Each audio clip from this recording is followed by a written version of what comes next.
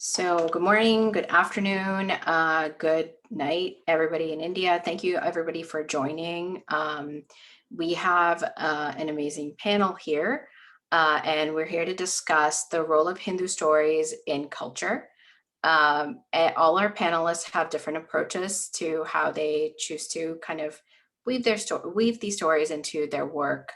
And so we're going to be asking them about that. Our panelists are Dr. Prasad Kaipa, Dr. Vamsee, Juluri, Jyoti Yelagalawadi, Aashka Pandya, and Ami Majmudar. So I'm gonna go here. So Dr. Prasad Kaipa has been using Vedic wisdom and been taking it as a teacher and a leadership consultant to various groups and use various people in leadership positions, and using that to teach, to help them problem solve, and also generally teach them Vedic wisdom. He's very involved with AI and bringing emotional and support into the AI through his work. Dr. Juluri is a professor of media studies at University of San Francisco. He is also an author. He's written several books, nonfiction as well as fiction. For this particular discussion, we're going to be really looking at his work, especially the Kishkinda Chronicles. He's already written 2 books in that series, and the newest book is soon due. Jyoti Nath Yelagalawadi is a storyteller.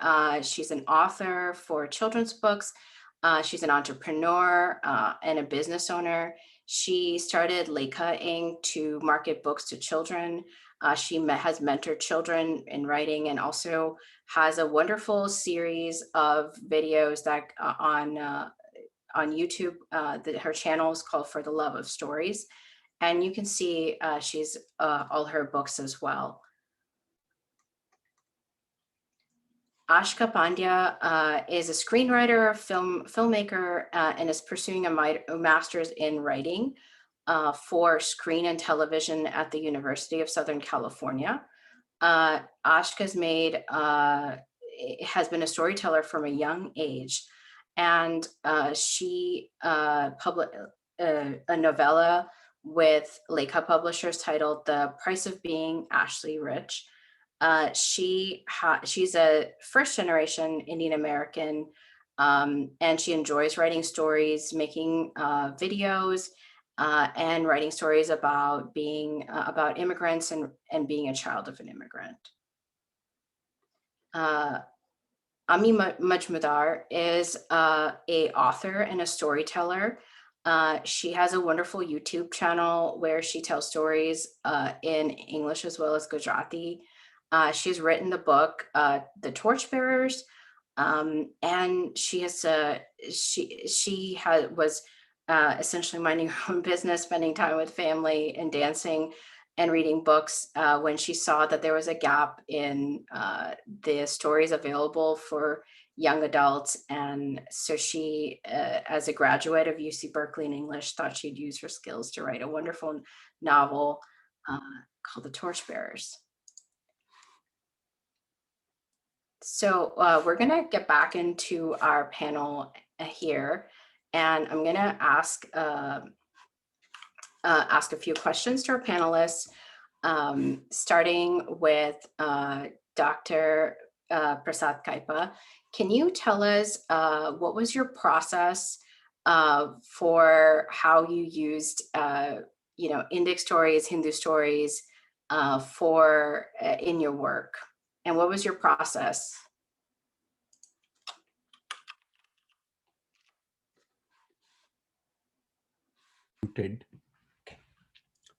I found that most of the artificial intelligence work when I was in Apple almost 30 years ago were coming from certain difficulties in finding a language for artificial intelligence.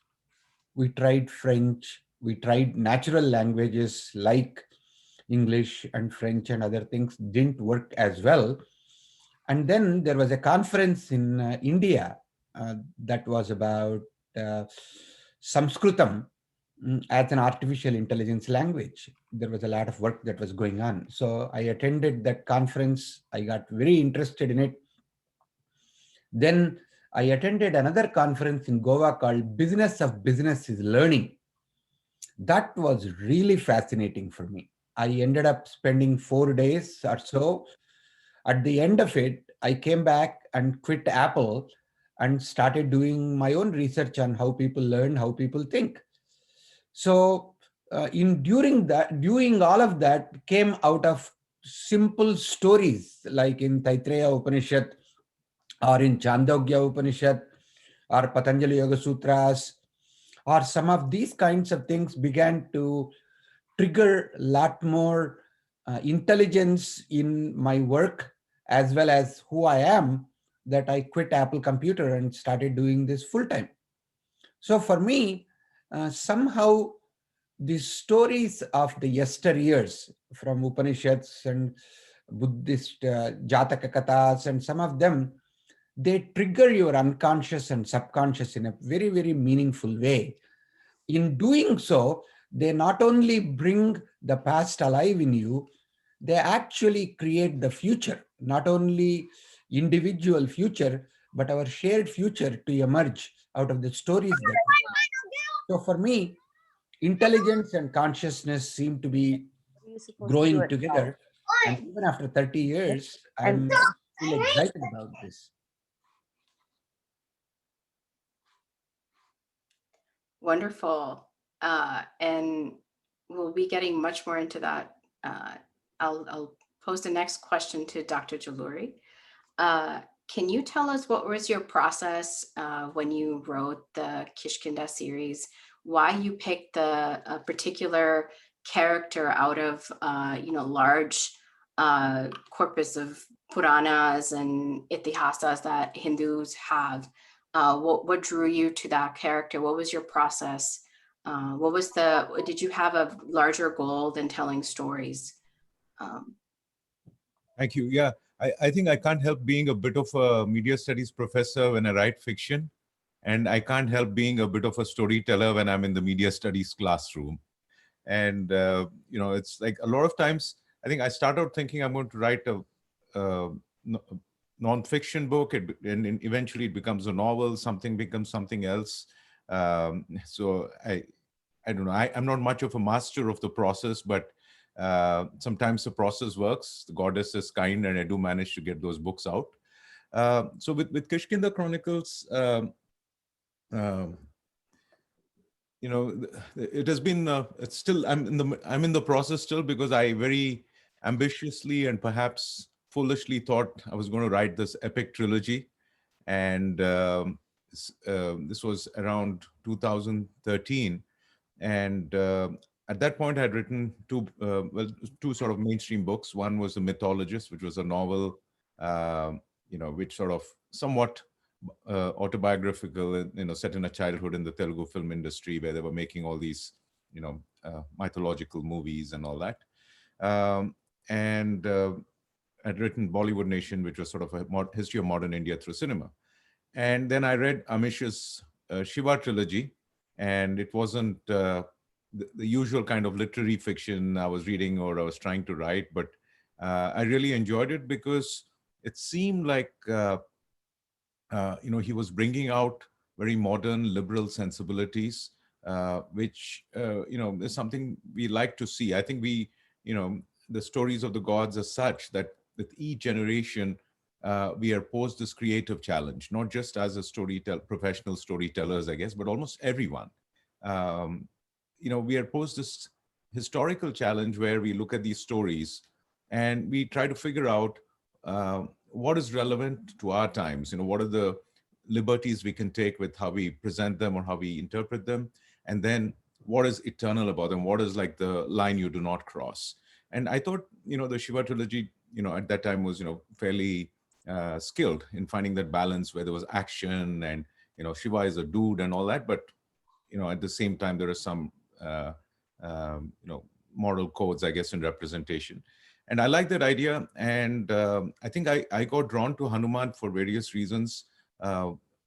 Probably the most important one, in one word or one name, is Hampi.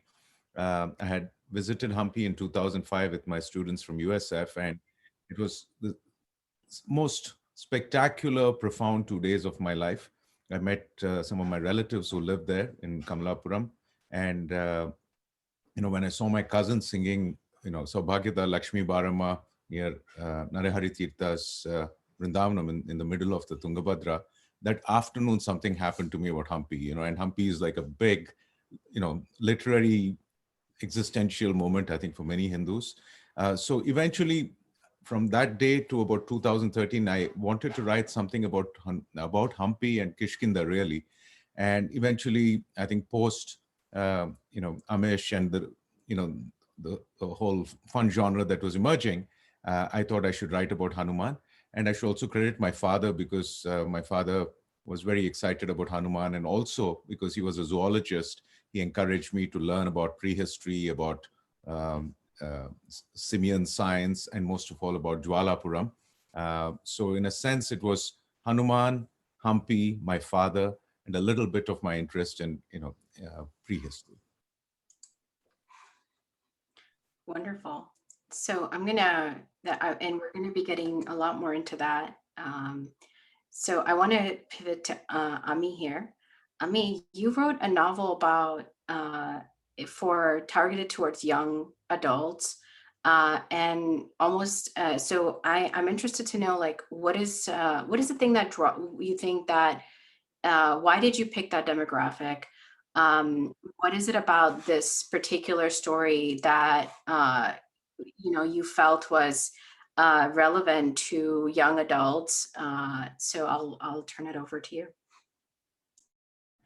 Thank you. An honor to be with this wonderful panel and to talk to you. So I guess I could date it back to when I read Harry Potter and Percy Jackson as an adult. And I saw a lot of people younger than me and my age, and even my mom, being thrilled by these characters and being drawn into these stories, and just hearing Wingardium Leviosa and everybody kind of lights up. And I thought, there's that same magic in our stories, if only someone can tap into it with the knowledge that this is a living tradition. And if you're gonna play with the gods, you have to pay, as Professor Juluri said, you have to play with respect and have fun while maintaining their integrity, spiritually, metaphysically, in every way, culturally, obviously. So the Torchbearers was kind of born from that. And I wanted to create an adventure story, a story about family. And also, I think a lot of wish fulfilling, like, what if I got to ride on the bush book, and get to see Hanuman carrying a mountain? How cool would that be? What would it be like to ride on the back of Garuda? What would it be like to be able to conjure the gods with my words? And so I think that all that wishing came into this book that I'm very, very just thrilled to have written. And I mean, also thrilled to be part of a tradition that encourages this kind of imagination and this kind of fun. So. And you also have a channel on YouTube where you tell stories. Can you talk a little bit about that? Like, is there, what was your process in creating that? So I've been a Bharatanatyam dancer, and then I've been teaching for a while as well. And all my students know that the thing they wait for at the end of class is when I launch into a story, and I try to, use the mudras and kind of do it. And the thing about Bharatanatyam, or any classical dance that revolves around storytelling, is that you get to be the characters. And when you become a character, you have to think like it for a bit. And so I wanted to share these stories that I grew up with my parents and grandparents, and reading them and hearing them with a wider audience, with young children. And especially during the pandemic, when we were missing that personal touch, I wanted it to kind of be like inviting them into that world for a little bit. And whether you call it an escape or kind of a going within, but we were all connected by those stories for that time. And so the YouTube channel came from that vision, that idea, and I hope to keep telling more stories. I tell them in Gujarati and English, so I got to play with my bilingualism a little bit as well, which is fun. That's wonderful. So that's actually a good segue into what Jyoti's doing here. Jyoti, can you tell us about what got you into storytelling, writing? When did you really start writing and using, the Hindu stories as a focus? Jyoti, you're on mute. How I got into storytelling and writing, I don't really know. I don't remember, because my earliest memory is that of writing words in making up a new language. I think I was 6, because I was in that particular house that I remember. So that's my first memory, and telling stories in the schoolyard with my friends around. So I don't really know when I got into storytelling or that. It's been part and parcel of me. But I normally wrote about animals and about whatever I saw, because I love to see birds fly. I love to see people in colorful dresses and the rabari clothes. So that was what really made me think about storytelling, I think. But when did I get into Indian stories, Hindu stories? Is basically when I became a mother. Until then, it was Enid Blyton and those kind of stories, mystery stories, adventure, and just fun. When I became a mother, I was in a land which was not where I grew up. I was in a land which was foreign to her culture. And I really wanted her to understand who we were. And I became a Balagokulam teacher, instructor, teacher, mentor. And that's where I started telling stories. But then dance was a part of me, and Janki Patrick, my guru, is right here listening. Dance has been a part of me ever since I was a child, and that's where I got introduced to Hindu stories, Amar Chitra Katha, dance, Kathak, and that's where. And as she was growing up, I started reading more. As my daughter was growing up, I started reading more about the Jatka stories, the Panchatantra, the Hitopadesha, and all the Puranic stories. With, I think, the philosophical thought process was always there, and I wanted to make sure that the children did not get a negative idea about our devis, devas, and even the simple Panchatantra Katha, because there's a lot of violence in that which could be misinterpreted. Or there are the looks, Devi has skulls with her, and there are these ritual practices of sacrifice. What it actually meant, what are the symbolic meanings of these stories, and what is the context of what we are telling these stories in? For instance, Sita going over fire. What does it really mean? Is it that she was being given counseling? And I tried to bring logic into these stories. And that's where I started reading them more. And now that my daughter is married, I have this feeling that, soon she will have to start telling these stories. And can I make it more accessible to all of them? And during this pandemic, I just got a chance to tell my stories live over virtually. I always told them live to my students, but now I could do it virtually. And that's how the whole process of telling Hindu stories started. That's wonderful. And Aashka, so you specifically tell stories from the perspective of a Indian American and also a child of an immigrant, a first generation person. Can you talk to us about what that process is like? Why you chose that particular approach to your storytelling? And also, like, I think your media that you've chosen is unique. You're a producer, you're a filmmaker, especially on this panel. Can you like talk to us about that process? Sure. So I've been writing also for as long as I can remember. And I joined at Leica in like the 8th grade. You muted. Sorry. Yeah, so I started writing short stories and stuff like that. And then when I was 13, I wrote like a short like skit that I filmed with my friends. And that was like my first short film. And I just really liked it. I liked editing, and I didn't know it, but I was directing and producing too. And so that continued into high school. And then I wanted to major in film in college. So when I went to college, I made a lot of films and I worked on a lot of projects. And that's how I learned how the industry works and what the different positions are on a film set and stuff like that. So I knew I wanted to do film, but I didn't know in what area yet.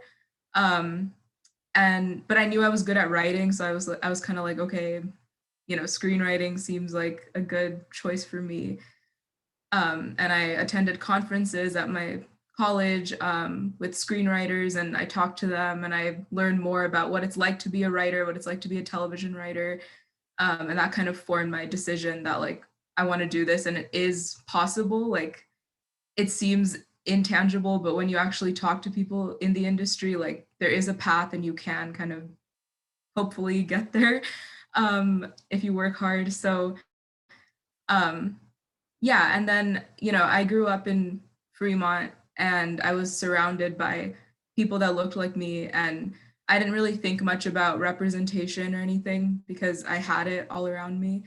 But when I went to college, it was kind of a culture shock because I realized that like if you're like, a lot of people didn't know about Indian culture, they had these like weird assumptions about it. And I was like one of the 3 people in my film department, 3 Indian people in my film department.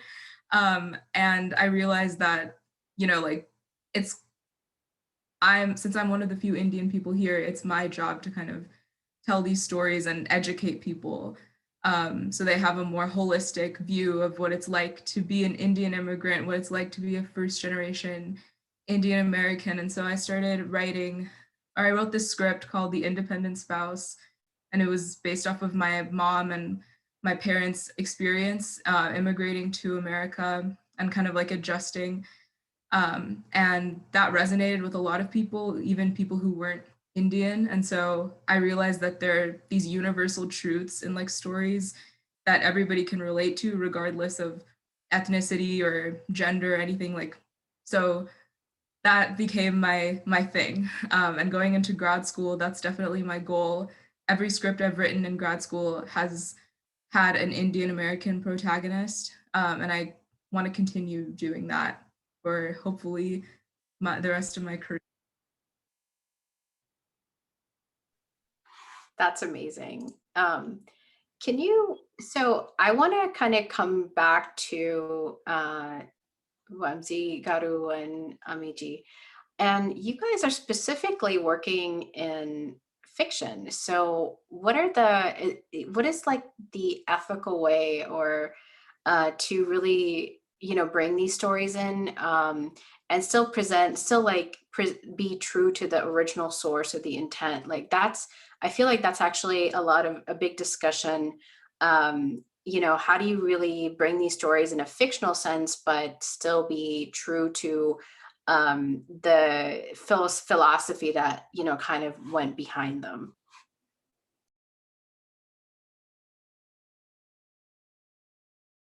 You're gonna defer to me, Professor? Okay, I'll keep it tight. All right. Absolutely great point and great concern. I had read some books that kind of played with, and I use the term play kind of generally, but, you know, we have the term lila, you know, what gods do is play. And so, you know, I'd read some things that I felt were not faithful to, as you're saying, the philosophy, were not faithful to the spirit. And when you're dealing with a religion that, and a dharma that is living, that all of us believe, it's like as if you're talking about my grandmother or something. And if you say something wrong, I'm gonna be really upset. So I was very sensitive to that tradition. And I think the works that do the best job with this in our great tradition retell by adding something in terms of energy, current events perhaps, but they do it while keeping those characters intact. So when I thought about how Ganesha would say talk to these, you know, I have these 3 young people in the book, weirdly similar to my own 3 children. And I imagine, like, well, would he say, hey, why don't you high five me? You know, aren't you like, you know, and so he'd be cool and he'd be fun. And at the same time, when it's time to give that wisdom, you know, I have this image of it being a wireless communication. He refers to prayer and faith as being wireless. And you know, they're like, well, you know, we weren't doing it right. We weren't doing the prayers right. How did you come to us? And he says, well, the connection is 2-way. You know, I was thinking of you too. And so there's kind of like, I wanted to have that kind of tenderness that we feel with our gods. And I wanted all those things. And I think it really comes down in the end to feeling that they're yours and feeling that you're part of this tremendous tradition, this vast world, both in past, present, and future, the Sanatan Dharma. And I think if that's what you're trying to write in, then you won't deviate from that in terms of its actual substance, in terms of what it means. So I think that awareness and that humility, I think that all of our, you know, thinkers and seers have always had. And I mean, I'm like this tiny drop in that. But if we keep that in mind, then we write with that vision. Amazing, yeah. Now that's so beautifully explained. I think the core issue is remembering that you know, these are our gods and goddesses, you know, whatever those mean. Because primarily when we were children, we were first introduced to the story of Krishna and Ganesha and Hanuman and everybody, not in the same way as, say, an Archie or a Richie Rich or even Tintin, though Tintin is very, very dharmic, I think. You know, and I mean, there is beauty, there is truth, there is love in that kind of fiction. But I think the fact that, I mean, in simple, practical, everyday terms, we were looking at, say, Krishna or Hanuman in the Amar Chitrakada, but we were looking at them in black and white movie screens or Doordarshan. But we were also looking at them every day in our prayer rooms, and we were going to the temples. We were going to Udupi and you know, all the Tirupati and all these sacred sites. So I think that reality was there from the time we were children, and it's that sensibility, that attitude of respect and love and devotion, I think, you know, that I didn't want to ever completely let go of, you know, when I started writing in the genre. But at the same time, you know, there was this hope that I could talk about current issues. You know, and for me, the biggest current issue really was our relationship to nature. I think with the Kishkinda Chronicles, you know, that was a big question for me. What does it mean to be human or animal? Where does speciesism come from? So it was a bit of my, I think, you know, critical cultural studies hat in there. And I was also, I think, very explicitly concerned about the issue of representation and Orientalism and appropriation, particularly self-Orientalism, because I was starting to see a lot of that in Indian, and you know, in Indian writing, and also in cinema and pop culture, and you know, the whole, you know, 300 Ramayanas debate and all those things. So my position, I wrote a column on this in the Indian Express those days, was, yes, you know, we celebrate 300 Ramayanas, but but we can never forget there is just one Rama. So I think that was sort of my code as I tried to write, and it's an evolving challenge because from book 1 to book 3, which I'm trying to write at the moment, 8 years have passed, and I think one of the reasons it's taking me so long is because every few years I realize I knew so little when I started this ambitious, foolhardy venture of writing a trilogy on Hanuman. But I hope eventually Hanuman will show me the way and conclude this trilogy. That's beautiful. And it seems like you both have put in a lot of thought into, the larger issues as well that go into it. So hope that gives guidance to anybody else in the audience who is thinking about going down that path. I want to pivot now to Aashka. So I want to know, what is the thing that most challenged you? Like, did you bring in, do your characters come from real life? And if they do, like, do people in your life watch this and go, oh, maybe you didn't represent me right? And where do you, when you do that also, like, where do you like take creative kind of liberties to kind of make your own points, and where do you keep it true to like that person in your life? Yeah, so I think since I'm kind of a beginner screenwriter still, all my stories are about my own life and people I know. So like I said, my first real script about an Indian immigrant was like based off of my parents. But that was, in film, there's a certain structure that you have to follow, and there's certain points that you have to hit in the story. And so to kind of form a plot, you have to, be a little bit more dramatic than real life would be. So definitely, like, you have to think about the character at the end of the day. Like, this is a character, it's based off of somebody's real life, but you kind of have to let some things go, or add some things that didn't happen, but for the sake of the story, you're creating tension, you're creating like suspense and stuff like that. So you kind of add stuff in to make it more compelling. And I haven't really had an issue with people, telling me that they weren't represented correctly. But I've had a lot of people ask me questions, like, because most of the time I'm the only Indian person in the room. So I get a lot of questions about the culture and about like arranged marriages and whatever, and like how all of that works. And I kind of have to explain that to my classmates and stuff like that. But yeah, sometimes I feel like I'm kind of cheating because I'm using my own life so much, but that's kind of what I have to get out before I can like fully make something up. But even if I do that, it will be based on reality. Like, my stories are grounded in reality, and I don't really write genre-based stuff. It's a lot of coming of age stuff, and characters finding their independence and realizing who they really are despite what other people think. That's kind of like my voice and the stories I tell, and I think that's relevant to the immigrant experience and being a first generation and having those cultural differences with your parents and stuff like that. So those are like the themes that I write about. That's amazing. I really actually connect with that because I'm a 1.5er. I moved here when I was like young, 13. So I kind of am a little Indian, but also like grew up in America. So I really connect with that. Thank you. So I'm gonna ask Jyoti a question here. So Jyoti, you kind of stick very close to the Puranas, but you actually do a lot of research into each of your videos. So, and I know there's so many different versions of the same story. So how do you like distill that into your telling? What is your research process? What do you, and what stories, what draws you to kind of emphasize one thing over another?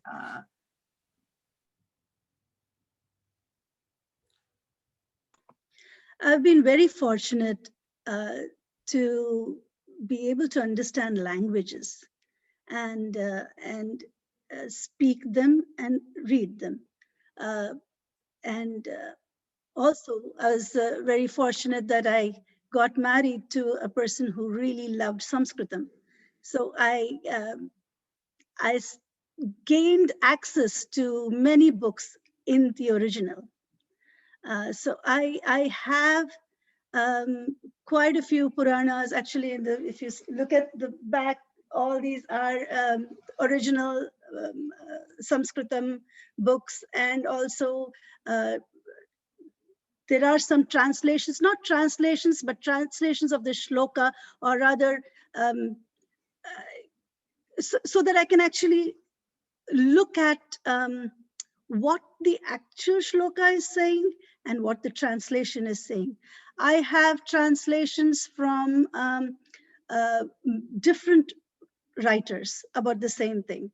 And so when I decided, for instance, I did the Devi Mahatmyam, I looked at the Devi Mahatmyam in the original, and then I looked at various translations, and I looked at what people are misunderstanding when they are looking at the original. It's not really misunderstanding. What they're using is something called synonyms. And this is something I've always had an issue with. As in, when you just pick a word from a thesaurus and say, okay, this word, I have used it twice already. I don't want to use it a third time. So let me look at a synonym. And you just pick out that synonym and put it down there. Somehow it doesn't make sense, even though it means something similar. So that's what is happening. Of course, there are deliberate translations, but in many of the translations, that's how the misunderstandings, I think, start off. So I try to go to the original, and then I ask Govinda, my husband, as to what does it really mean? And if I don't understand it, because again, it's my interpretation. And then I am a feminist, I'm a Hindu feminist. So I try to bring that into my stories, and I want to make sure that I explain it to all and sundry, as whoever is listening out there, that we are not disrespectful about women. We are not. There isn't jati isn't what is ruling in Hinduism. It is, there is something called varna, and I want to make sure that these things are shown and told. And I base my stories whenever I'm looking at that as that the original, what was Sanatana Dharma, what was, I want to go back to the roots of that Vedantic life and look at that and show that to everyone, so that whatever path society has taken us on, let us leave that and get back to where our real hearts were, and let progress not be, I don't want progress to stop, but I want us to go back to that heart where we were and progress from there. So I think that's what I look at when I'm researching my stories. That's wonderful. I've very much enjoyed watching your videos, especially the Devi Mahatmya videos were just wonderful. So I'm so glad that I came across your work. So I'm just going to pivot now to Dr. Prasad Kaipa. Prasadji, can you tell us about, you take these stories now to leaders, CEOs, those sort of people. So what are like the main challenges about taking these stories to perhaps someone who is not, grounded in Vedanta Dharma? How do you make these accessible to like a larger audience, or different audience?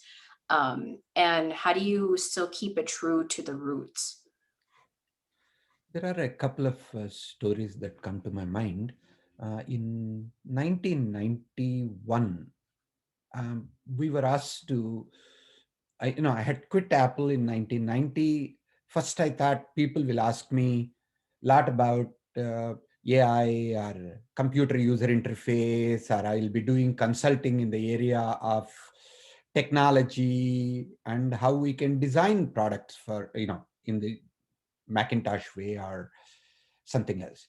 But what was interesting was people started asking me a lot more questions, much more about where I come from, how I integrate, how I began to look at the language. I wrote a paper at that time called "We Need a New Language If We Need to Really Transform the Way in which we think." And because our thinking is based on our beliefs and convictions, and some of them, and unconscious and subconscious patterns of behavior and beliefs and rituals, the Samskruti and Samskara are the ones that influence us and guide us to where we are going. So if we want to create something that is much more meaningful, we have to change that underlying root. We need to get to tattva. Tattva means that is who you are. That's the essence. Like in Ayurveda, there is a tattva. So I started talking about it and I started looking at that. So, and what is interesting was people started asking me a lot more about, hey, you interviewed 17 Nobel laureates. Can you tell us what did they talk about? Or when you talk to CEOs, they were more interested in a lot more about where they can go. So one day I was really looking at Bhagavad Gita, some commentary, and I was trying to specifically work on one word, like Jyoti just mentioned. Like I also looked at original Sanskritam, whether it is Upanishads or whether it is Brahma Sutras or whether it is Bhagavad Gita. At that time, I was really focusing on what are called Prasthanatrayam, about 32 years ago.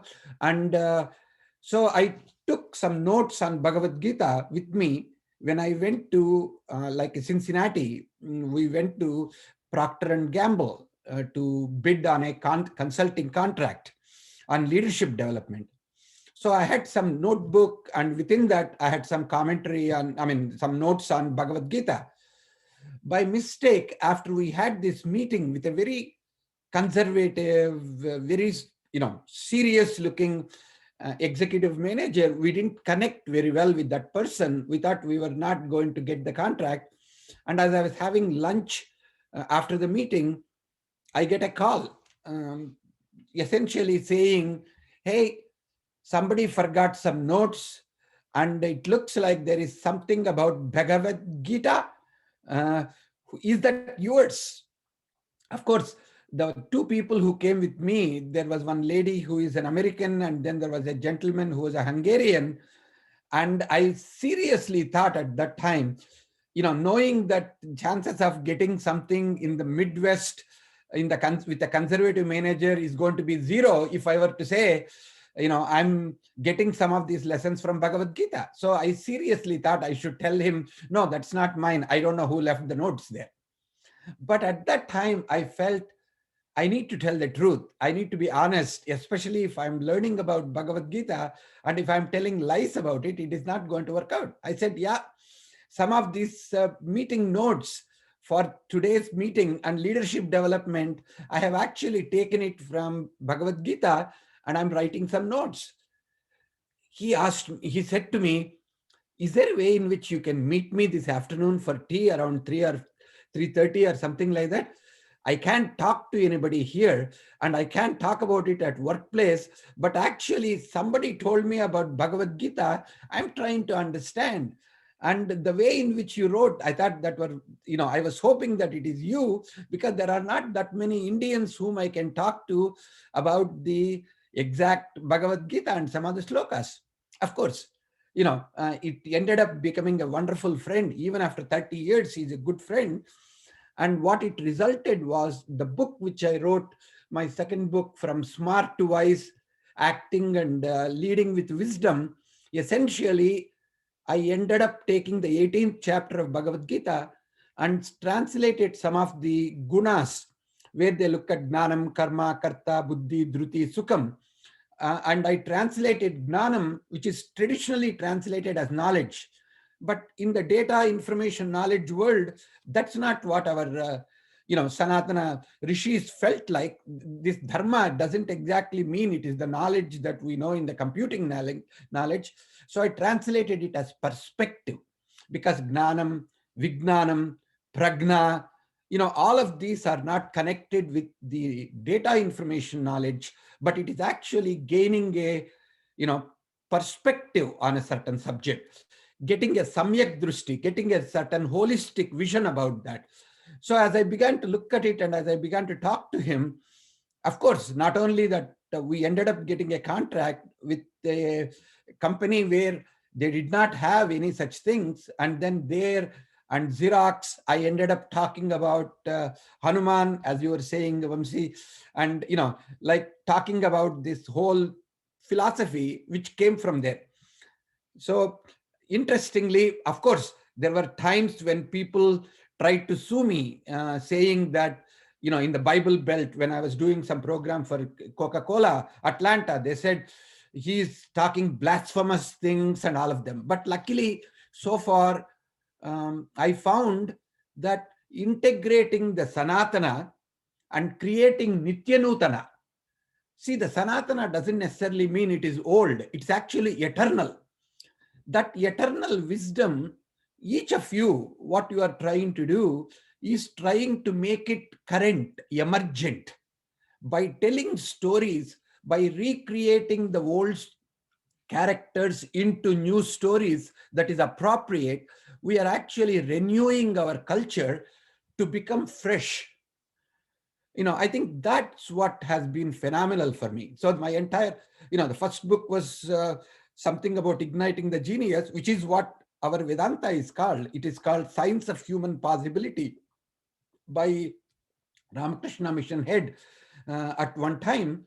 And what is that human possibility and how do we actually make something work out of all of this has become my life blood. And so it is amazing for me that the Vedantic stuff, when I talk to coaches, when I talk to CEOs, whether it was Boeing CEO Phil Condit at one time or Alan Mulally, who later became the head of Ford, or any of them, when I try to bring in some essential elements about Atmagnana, or about self-knowledge, or about introspection, or about reflective thinking, I found the principles which are there in our texts, Puranas or Itihasas or any of them, could be brought alive into these people who are more of a, what you might call like a commercial people. But if I can tap into the Kshatriya Dharma within them, not just the Vaishya Dharma. Right now, all businesses are the temples of the future for many of the things, because they are more influential. CEOs of companies are more influential than the leaders of the countries. But if I can help them, I found in my role, both as a business school professor and as a coach for the CEOs, I realized I need to become a Rajaguru for them. I need to literally help them to ethical character, and to be able to bring the dharma, and to be able to look at what is it that is your swadharma. If I can invoke that and evoke that in that, it becomes a lot easier. And that's what I ended up doing. Most of the time, like people used to say, I am like a horse whisperer, I'm a CEO whisperer. But essentially, all the whispering came from the Sanatana Dharma and these stories from Panchatantras or any of these Upanishads or some of them. And I found it was very successful to be able to tap into our Indian wisdom, because there is a continuous thread of ethics and immediacy, action. Like Bhagavad Gita is an action science. It can be used in any context, whether it's a takeover, whether it's a merger, whether it's a joint acquisition, it doesn't matter. I could bring that in. And I think that's what makes me really excited about integrating the Indian wisdom with the Western management principles. That's wonderful. I love learning about everybody's perspective. So I'm going to ask a general question to the panel, and then we're going to turn it over. And the question I will have is, what do you see based on your work? What is the future for you? What is the future for the culture? So I'm gonna just open it up. Whoever wants to go first is.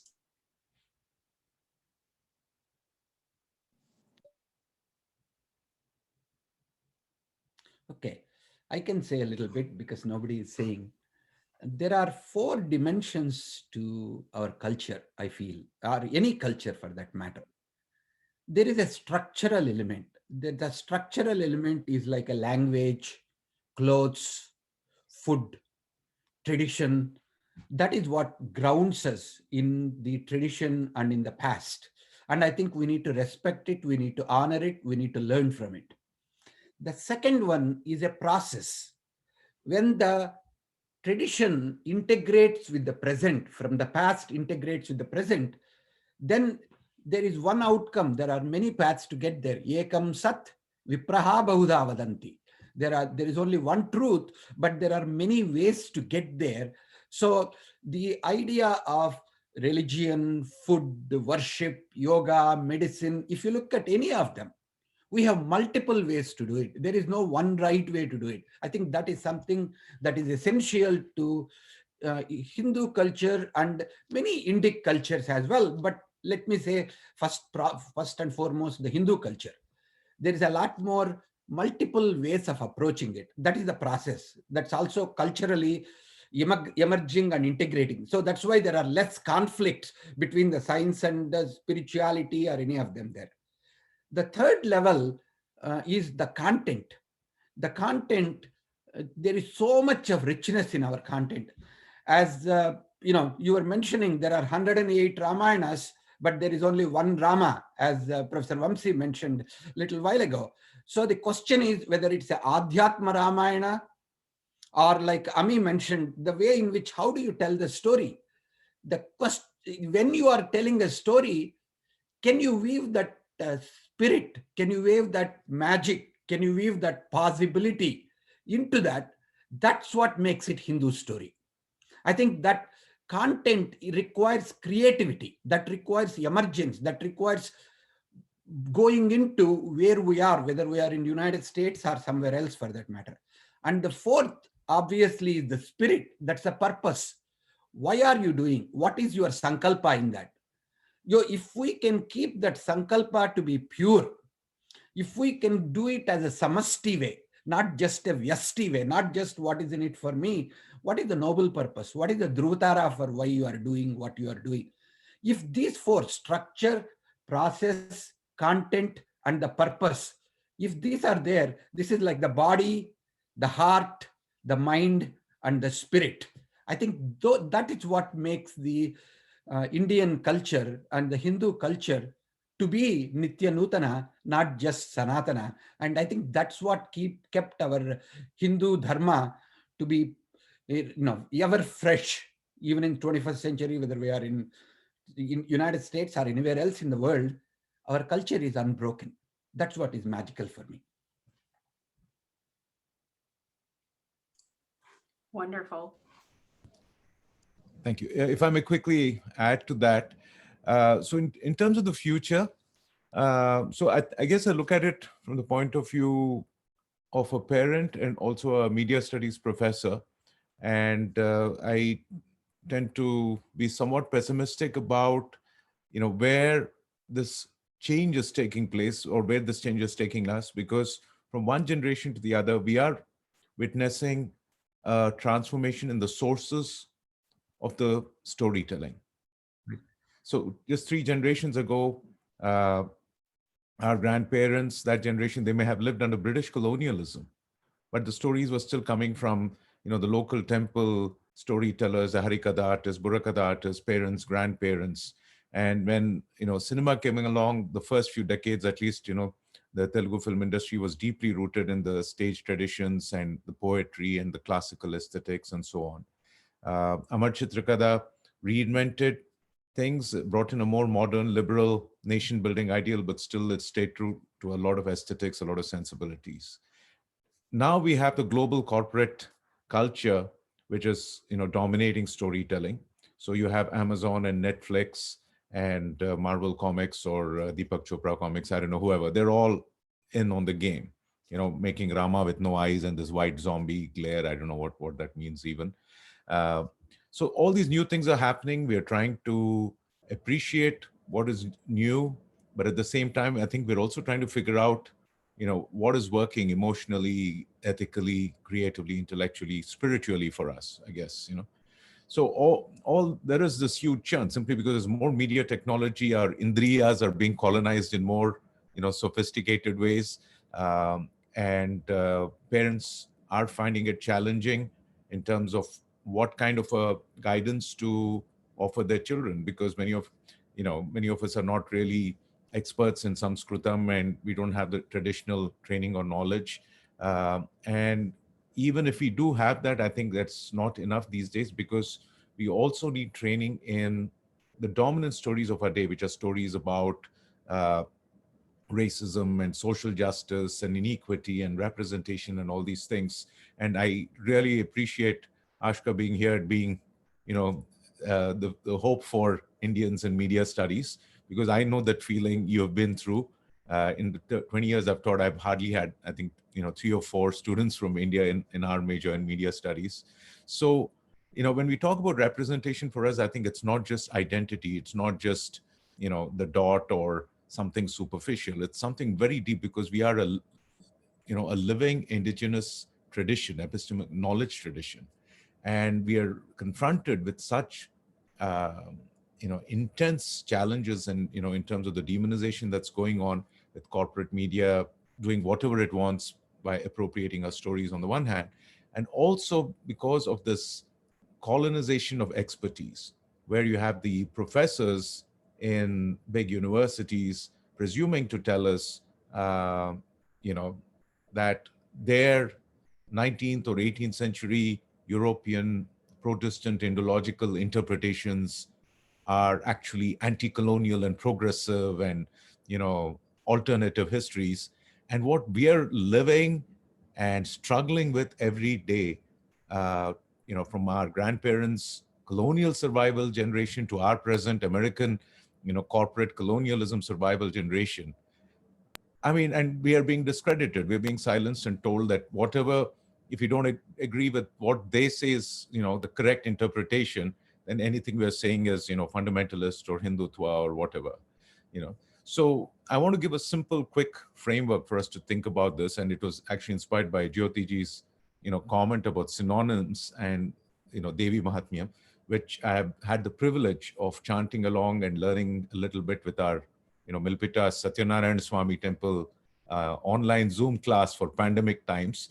When you say the same word, you go like, 5-6 lines a week, and you tell those words and you repeat it, even on Zoom, suddenly you realize with each sound, with each syllable, you say, my God, these stories are not just, Hardy Boys or Harry Potter, because in these stories, every sound, every sabda, every flavor that erupts in your head is, very, very profound. And so, the language, the sophistication, the beauty, the form is very, very important too. And all of us are using, I guess, English. We're using modern genre conventions, whether it's for children's stories or, teen fiction, or what I'm trying to do with Hanuman and things like that. So I think the quick framework I want us to just think about, it may be useful for us as, parents and parenting storytellers too. I think right now the Hindu sensibility is sort of caught between two forces. One I would call probably there is the left-wing academic interpretation, and then there is the right-wing market-driven expectation. So the sort of the left-wing expectation is, this is just myth. These are stories. You can do what you want with them, right? You can depict Hanuman as, whatever you want. It doesn't matter. I'm thinking of, I don't know, the arguments made by, say, Wendy Doniger in a book, or I'm thinking of even a movie like PK, So that is sort of the academic, thrust. And a lot of children are growing up like that in India too, because they're just growing up with this idea that this is just myth, so you can do what you want with it. And they tell me when I say, but would your grandmother agree with your attitude? They say, no, my grandmother is wrong. She's from the past. I've got the latest book from the airport bookstore, and this really cool writer, artist, illustrator tells me that this is what I'm saying is right. My modern education tells me it's right. So there is that left academic pole where it's all myth, and then the right wing sort of a thing. I mean, I don't mean right wing in the usual sense they say it here. What I mean is there is a genre expectation I find sometimes from some of my readers where they have this very dry information transmission attitude to our stories. So like, so is your Kishkinda the correct story about Hanuman? Is that what really happened? And I'm saying, no, I'm totally making up my own story about this land called Kishkinda where Hanuman is there. And it's not a retelling of Ramayana or any story. It's respectful, but it's creative. But somehow there is this expectation that there is one correct version and you just transmit that. And that is also, I think, turning off a lot of children because many of us don't pay attention to aesthetics. And we are sort of taking this, office memo, you must know this, these are the facts. So you have kids, I think, who are being bombarded with a lot of information about the epics, but not the real enjoyment of it or the flavor of it. So I'm hoping that we can find a beautiful Hindu path, literally beautiful, which avoids the left-right polarity and also equips us to fight off the deep colonization that is continuing to happen of nature and of culture.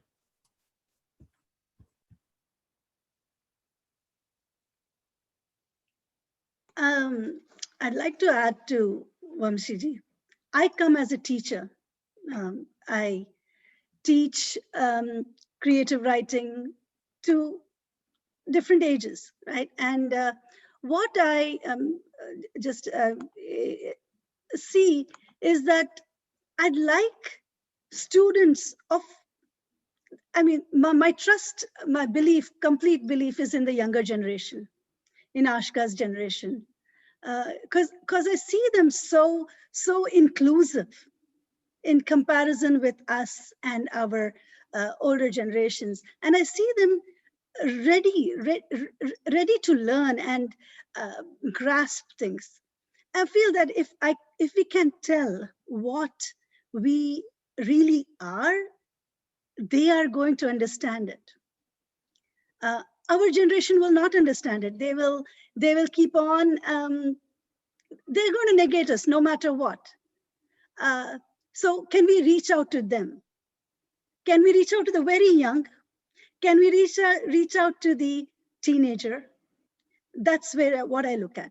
I've always had, let's forget about us. We're the past. The upcoming generation is who we need to think about. In that sense, when I write my stories, so all these stories that I'm telling are also getting written. So when I write them, I just want to put that in that idea that those kids can get it. As a mother, I'm a mother of a 18-year-old. I'm a mother of a 27-year-old. An 18-year-old who is very interested in political science, who may, who knows, get into the political arena or policies. So I see what they are reading, the textbooks that they read, and the writers who they follow.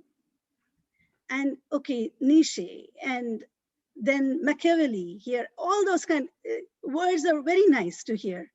What about Chanakya Niti? What about all that? Why the beauty in those books, in those, how does Shivaji become what he is? It was not, they did not read Machiavelli. They did not. But they were able to rule kingdoms. They were able to have a Ramarajya. They were able to defeat so much and yet keep our culture pure. And how did they do that? I just, that is what I wish that we could look at and bring, bring the essence, the Amrita, and give it to our next generation. And I'm hoping that Aashka's generation of media studies and filmmakers, storytellers actually go into that and take what was there, weave it with the present, look at the future, and write. Wonderful. Ami, would you like to add? Yeah, I'll just kind of springboard from that. I loved what all three of you said. It's so heartening to hear this kind of respected tradition at the same time look into the future. And I guess I'll just use a story to kind of illustrate. I feel like we are exactly at that Hanuman moment in Sundarkandam where the Vanaras are sitting there looking out at the ocean and, oh, Sita's so far away. How is it ever? It's just not going to happen. And there's this dejection that sets in. Lanka's too far. The ocean's too vast. None of us have that kind of strength. And then, Jambavan, looks at Hanuman, who's the most dejected of them all. And he says, are you forgetting something? Are you forgetting that you leaped for the sun? Are you forgetting what you've been able to do? You forget you learned at the feet of Surya himself. And, you see kind of Hanuman's shoulders straighten and you see him almost physically grow and you see him vast. And then you see that leap that's going to take him across the ocean. It's going to take him through fire. It's going to, get him to Sita and, all in the service of Rama. And I think like our role as, that generation that's hopefully bridging it is the role of Jambavan, where the secret is not in Hanuman's muscles and the secret is not in some magic that he had. The secret is in what he shows us when he rips open his chest. The secret for him is the Rama within. And if we can awaken the Rama within, like with stories, with memories, with reminding of what we've come from, remember who you are, then there's no limit as to how far this next generation can leap. And there's no limit to how many Ravanas they can destroy and how many Ramrajas they can reestablish. So I guess that image of Hanuman is the one I'd like to kind of end with for me personally.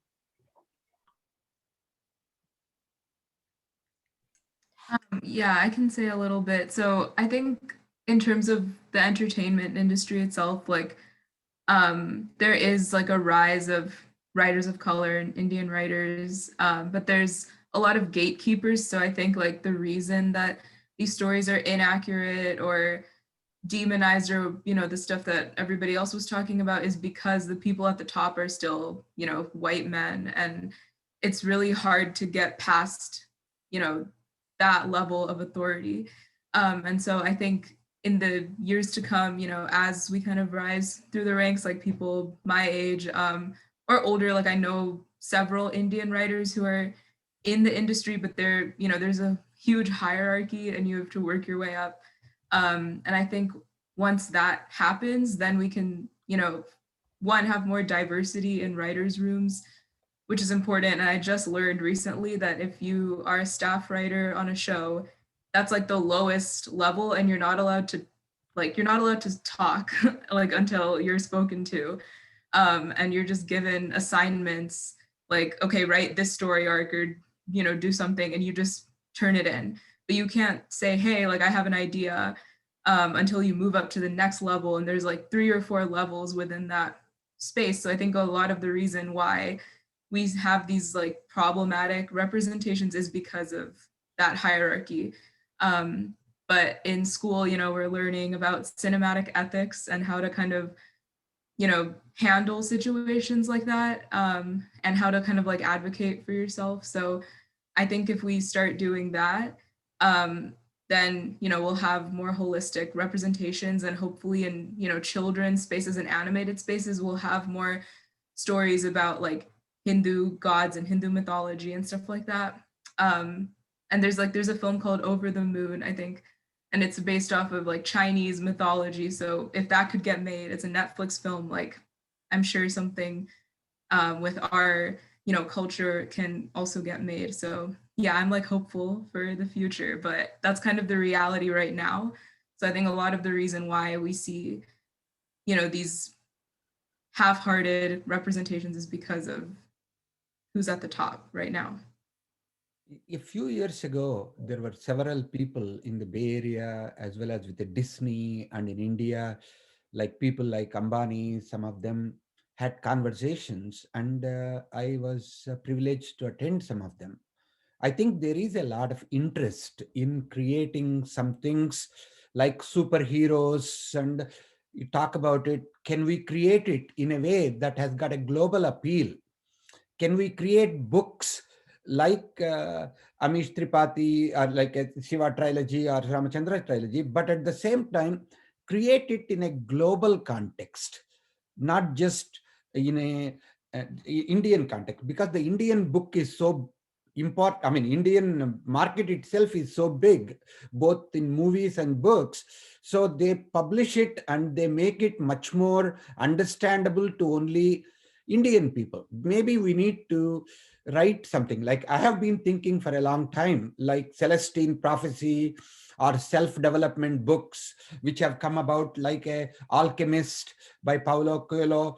Like that, I was thinking about we can create like a 6 principles of self-development from our Indian mythology, or some stories, some adventure stories, some superhero stories. If we can think about, maybe I have a feeling we can even collaborate to do certain things. Maybe I can ask for some help. Maybe some of you can work with, and there is something called a Hindu Community Institute. I was actually co-founder in the Bay Area, where they are creating a Hindu chaplain and other people. And Kailash Joshi, Vinita, even Indiaspora, we had several of us, we talked about, can we generate some venture fund? Can we generate actually large amount of money where we could publish the books for Indian books for children, just like a Jewish community gives books when a Jewish woman becomes pregnant. Like almost every month, there is a book that is distributed on Jewish traditions and Jewish rituals and all that. Can we create for some of the Indian women who are having babies something on Indian stories? That maybe can we create like a dozen Indian stories that would be available from age 1 to 3, or some movies, some small, whether it is animation movies, whether it is real movies. Can we create something that will have an appeal for a global audience? I think there is money for it. I think there is going to be available resources very quickly. If we can only put together some things, there is going to be a significant interest. Actually, there is in Samskrita Bharati, we have been supporting creating a Sanskritam movie. Like that, there is one Netflix, on Netflix, there is a Sanskrit movie that is there about Punyakoti, a Sanskritam movie which was made in Bangalore. So I know people and I know communities, whether it is the in United States or in India, who are willing to support funding. Aashka, I think we should talk later, and I think there may be ways in which I can connect you to some people, whether it is Ratnam Chitturi of North South Foundation, whether it is Harikiran Vadlamani of Indic Academy. Some of these people are going to fund various kinds of things. So I think the opportunity is enormous right now for what we are doing. And for each one of you, for the work that you have done, many, many thanks from the bottom of my heart. I really am excited to be with you and listen to each of your stories. That's amazing. Thank you so much, everyone on the panel. I did have one last question, and it kind of ties us together because today is actually World Story Day. So I just wanted to ask everybody if you could give me like your favorite story in maybe 2 to 3 minutes. And then hopefully, I know we are already over time, but hopefully whoever can stay on and take questions, that would be wonderful. Prasad, you're already on, so go for it.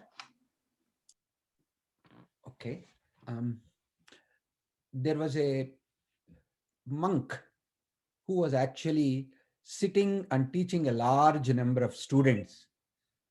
And he kept on teaching them, but he was not actually willing to graduate them and make them monks so that they can go start their own schools. So, after some time, some of the disciples became really upset. And they all came to the teacher and said, "Teacher, we have been here for 7 years, 10 years, you haven't graduated. When are you going to graduate us?" He said, "Well, you need to understand the essence of yourself. You need to learn who you are, and you need to understand how to interpret the world by yourself." He said, "No, why do I need to do that? We have Vedas, we have Upanishads, we have everything. We just need to follow that." He said, "No, you have to really become the drashta. You have to see them. You have to create them from yourself, because ananta vai vedaha." The Vedas are, what you might call infinite, and they are never ending. You need to listen to those frequencies. He said, "I don't understand what you are saying. Give us an example." So he looked around. They were in a kind of a mango grove. He said, "How would you like your mango? Would you like to pick the kind of mango that you like by looking at various trees? There are Banginpalli, there are Malguba, there are various kinds of mangoes, Benisha. There are so many different things. Would you like to pick the kind which you like? And also whether you want it to be ripe so that you can just put it in your mouth and drink it, or some things which are unripe where you want to put some salt and what you call chili pepper and then eat it like with a little bit of different tastes? Or would you like me to make a juice for you and give it to you? Or would you like some kind of an ice cream? Or would you like some halwa? Or would you like a mango cake?" Different people said in different things. He said, "Can you see? The essence is the same, but each of you want the mango in so many different forms. But what you are asking me in graduating with giving you the recipe of what needs to be done is like you want me to take a mango, eat it, and take the essence from my mouth, whatever is masticated and essence. You want me to give you pieces of that from my mouth to each one of you. How would you like it?" They said, "Yeah, no." But that's what it is. You have to discover your dharma. You have to discover the essence of wisdom, all by you picking your mango, identifying how you want to enjoy it, and then that experience of enjoying the mango will be truly yours, and then you can authentically talk about and communicate it so that other people get interested in mango, not by eating some essence and selling the same process to everybody else by packaging it. That's not really mango.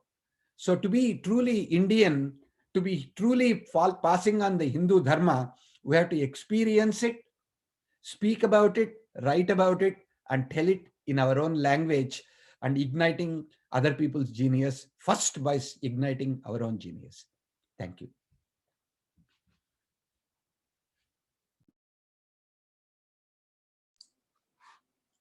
Let's have Ami, you can go.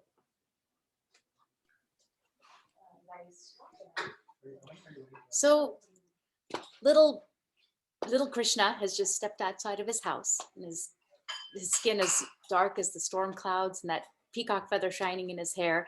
And he's thrilled because the coast is clear. Jumps into the dirt. Ooh, dirt. Starts to play in the dirt. And then he makes, like a dirt mountain, and then a dirt cow, and then a dirt. And then he's thinking, what do I make? Wait a minute. This dirt tastes good. How come no one ever told me dirt is so delicious? So he starts to take handfuls of dirt and eat them. And then there comes his mommy. And so Yashoda comes over. She says, "Krishna, are you eating dirt?" And she says, "Krishna, you have so many things to eat at home, and why are you shoveling this dirt in your mouth? Open your mouth. Open your mouth." don't give me your fake crying. Open your mouth now or no butter. And so Krishna, because he has to, opens his mouth. Wider, let me see. And he opens his mouth wider and wider. And Yashoda looks in to see if she can find any dirt. And there's no dirt, there's no dust, there's no earth. But there, she sees the earth. And then around the earth is a moon. And then around the earth are all the planets. And she starts to see all this just in this little mouth ringed with teeny tiny teeth. And then she starts to see a being with a discus. And is that her little Krishna all grown up over there protecting the earth itself?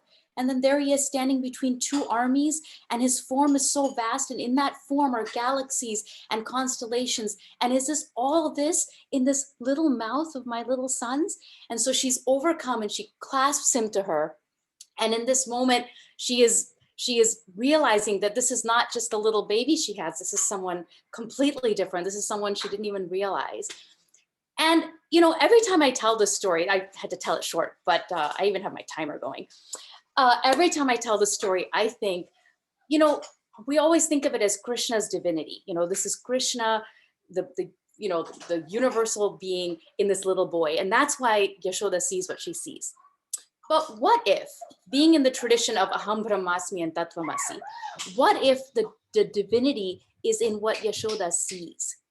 And what if we as parents, we as storytellers, we as teachers, we as writers, what if we saw in those little mouths and those little eyes this universe of possibilities and this universe of multiple story worlds and traditions and mythologies?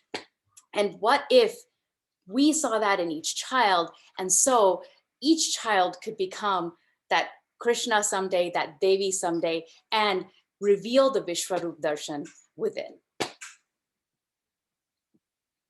3 minutes and 12 seconds.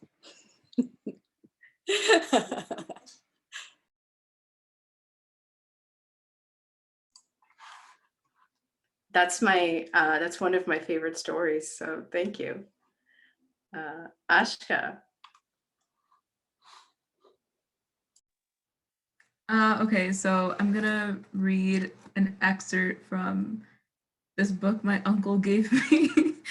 It's the Gita for children, but it's really not for children. I mean, it's kind of hard. Like there's a lot of hard words in the book. So don't worry, I can read at my age level, but yeah, I'll just read like a short chapter from this. So this chapter is called "In which Krishna reveals that he is a little unusual." Okay. On the battlefield of Kurukshetra, Arjun was no less startled at Krishna's words. "What?" he sputtered. "How could you have told Vivasparan anything? I know we are no longer young men, Krishna, but there is no way you could have been around when he..." Krishna took a deep breath. What he was about to say was not something he expected Arjun to swallow easily, never mind that it was the truth. Bracing himself for complete disbelief from his friend, Krishna plunged in. "I have lived many lives before this one, Arjun, and so have you. The difference is that I remember what all those lives were, and you don't. I don't need to be born as a human on earth, for I am the Lord of all creatures, who is never born and will never die. But," Krishna went on, "I choose, time and again, to take birth on earth." Arjun stared, uncomprehending. Lord of all creatures? What in heaven's name could his friend mean? But Krishna was speaking again. The familiar, beloved voice had a different tone and timbre to it now. It sounded almost otherworldly to Arjun's suddenly hyper-attentive ears. Whenever righteousness dips and unrighteousness begins to rule the roost, I send forth myself, to protect the good, to destroy the sins of the bad, and to make sure righteousness returns to the land. I come into being in age after age. Men who understand this truth about me fly joyfully from fear, desire, and anger to find a savior in me. The blazing white heat of this wisdom burns away their doubts and sets them free. They never need to be born again, to suffer, because you see, Krishna smiled, such men become me. That's it. That's wonderful. Thank you. Dr. Juluri.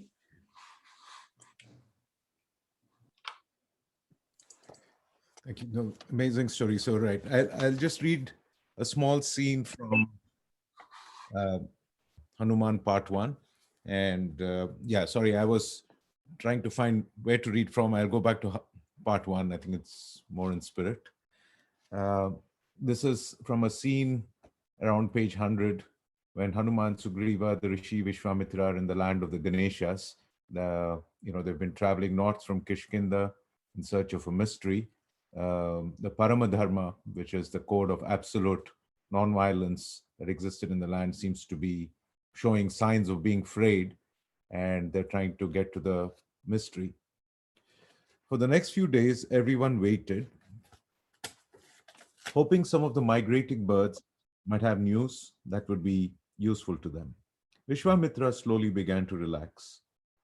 The beauty of the place, the warmth of the springs, the intelligent conversations with the elephants, all seemed too tranquil to turn away from. Hanuman seemed very content too. He hoped that goddess Saraswati would guide Narakaraja to turn away his parents, and they too would one day find their way here. And Sugriva was no longer ill.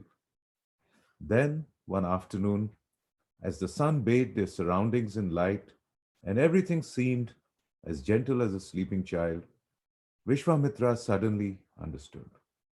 A couple of the younger Ganeshas were playing with Hanuman and Sugriva, mock wrestling with their trunks. Hanuman cheered and laughed as he skillfully evaded even the most intelligent moves from the elephants. Vishwamitra quickly ran up to them and sat down almost under the feet of one of the elephants. He saw his mouth open and his tusks dancing in play, and he saw how his trunk stretched when it was raised. He knew. He rolled out of their way and walked as quickly as he could to find Adi Ganesha. Suddenly, the tranquil paradise that surrounded him seemed bathed in blood. A vision of red and fire hung over his eyes. It was as if Naraka had come here, and without the justice and restraint of Narakaraja to look over it. So, a slightly suspenseful moment, but Hanuman and the elephants, things will be well. Wonderful. Thank you so much. Jyoti, can you give us a story, please?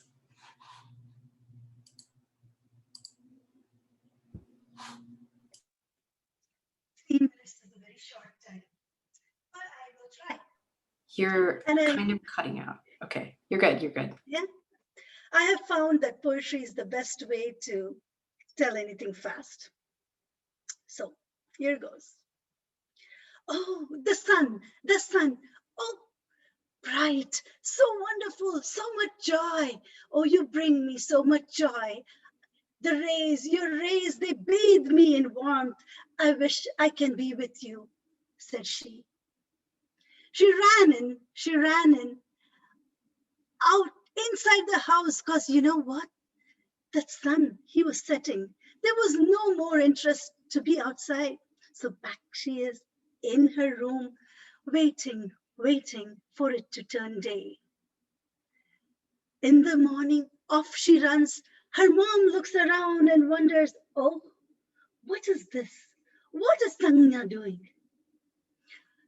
She tells her husband, oh, Vishwakarma, we should marry our daughter to the sun. As time goes by, Vishwakarma says, Surya, oh Surya Deva, our daughter loves you. Do you think she would be your wife? She could be your wife? Oh, if only she could. What an honor would it be for me? Yes, oh yes, Sangya, she is the light of me. And then happily married, for a while they live. Children, Manu, who would be the next Manu? Who would be our Manu? Vaivasvata Manu. And then Yama and Yamuna, Yama and Yami, who would bring the Yamuna down.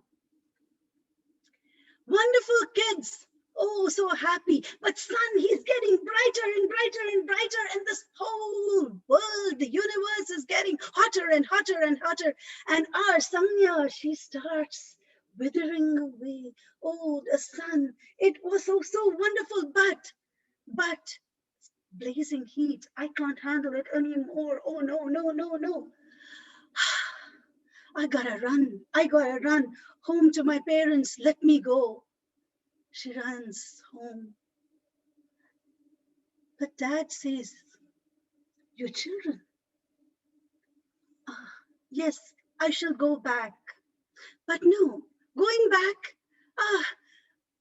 I can't. That sun, he's still too bright. I can't. My energy, it's all gone. I'm gone. I'm evaporating. Oh, shadow of mine, you look so wonderful below. Cool. Get up, get up. Come to life, come to life, come to life. She comes to life as Sangya, and goes and takes her place. But a stepmother she is, and nothing more. And Surya, he tries to get Sangya back. And when she comes, he says, oh, son, I love you, Surya, I love you. But you are too bright for me. She is just a mare, a white horse, while he is a white stallion, the sun, but still too bright. Oh, let me go to my father-in-law, the architect of all. Oh, Vishwakarma, chip away at my brightness, chip away at my brightness. Surya becomes mild again and smiles at the world, and Sangya is his once again. So this is the story of how Surya and Sangya, how Sangya becomes Surya's wife, and how Chaya is also there. But let's look at it in a different way. You know, if you look at the timeline, Surya, the sun shines brighter at times, and it gets even hotter. At that point, what happens? How does it cool down? So is it chipping off at the sun? Is it explaining how time changed? How is it that, I mean, what is the time frame of this earth, of evolution? All those things come into these stories, into Surya's stories, if you look at Manu and Manvantara. So that's my story for you. I took a little overtime. I love the poetry, so thank you.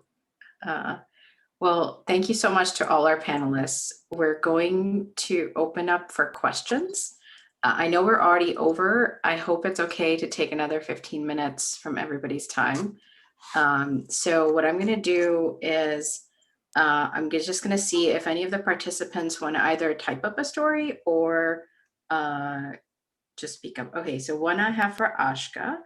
What type of projects are you currently working on? Yeah, so in my program, we write, right now this semester, we're writing a feature film and original TV pilot. So right now, I'm working on a feature. It's a coming of age story about a 15-year-old Indian-American who transfers from a private school to a public school, and she kind of has to readjust, and through the new school, she learns a lot about herself because she's been kind of in this bubble for a long time. And now she's kind of experiencing these new things, and she wants to try new things out and figure out who she is. But the more that she does that, the less her parents approve of her decisions. So that's my movie that I'm writing right now. And then my pilot is about a 26-year-old Indian American who still lives with her parents because her mom is kind of emotionally manipulative and like trying to keep her with them for as long as possible. And in the pilot, the episode is called The Last Nerve. So she, the protagonist finally snaps and decides to move out because her and her mom are fighting constantly, and her mom is trying to get her, engaged to someone, and she's not interested in that. So she moves out, she moves in with her friend, and she has to be in her like early 20s now at the age of like 26 and experience all of these things. So kind of similar stories, but with different ages of the characters. So yeah, that's what I'm working on right now.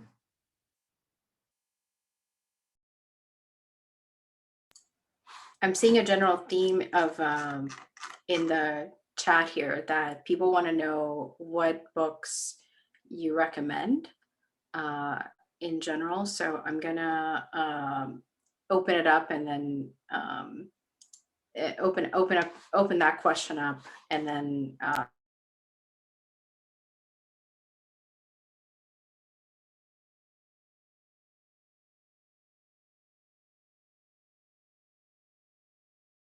sorry, the question was, what books do you recommend people read?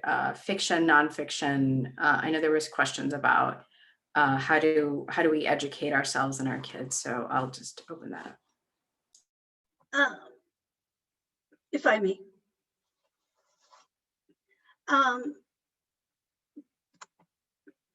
First of all, if you're looking at Hindu books, currently we have a lot of books which would be more beautiful books, with Vamsee ji and Amish and Sai Swarupaji, and all have written very nice books, but all of them are aimed at a slightly older audience, young adults and up. And all the books that we have for children, we have a few. One is written by Shruti Rao, written by Meera, I think from Berkeley. There are some books, and but again, so that's The Yellow Suitcase. There are a few, but again, they're not cultural or dharmic stories, but these are stories of immigrant children and immigrant Indian children, and how we are facing. But I think it is still, we are still in the Amar Chitra Katha mode.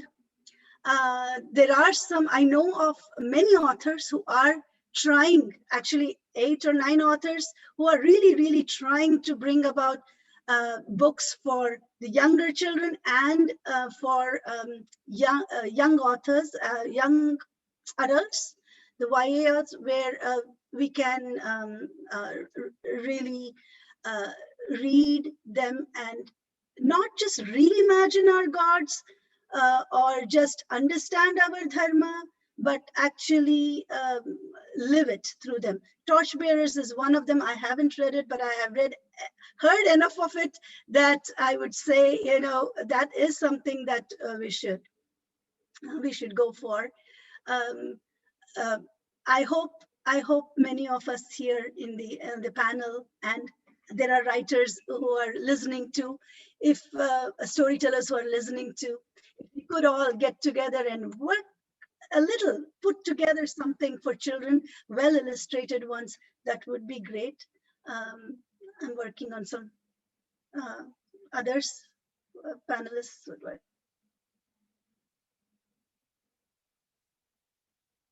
Over to the others.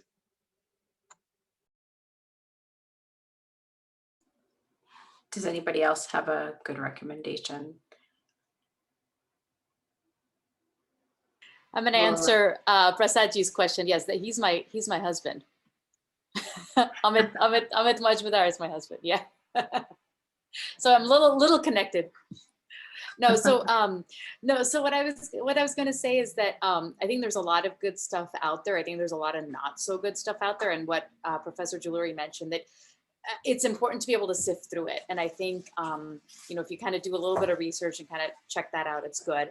I would be honored to work with, you know, this entire group on, you know, that future of more and more books that can kind of do this, and more, you know, short films or you know, different ways to kind of further this. I think there's so much scope.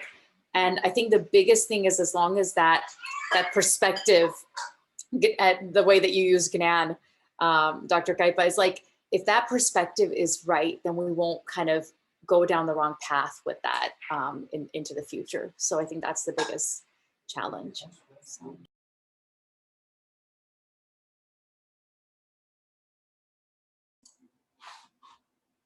I'm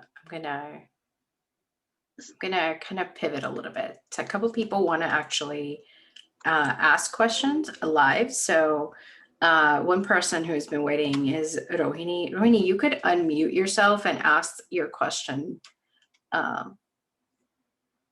Just to say, Rohini ji is a storyteller herself. Oh, okay. Let's see. Is she still here?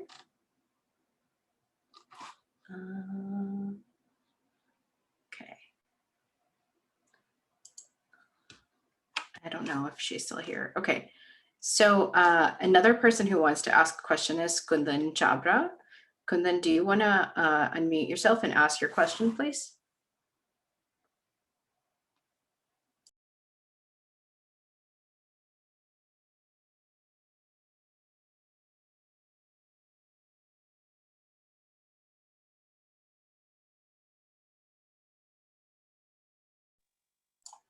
Kundan Chabra. Hello. Hello.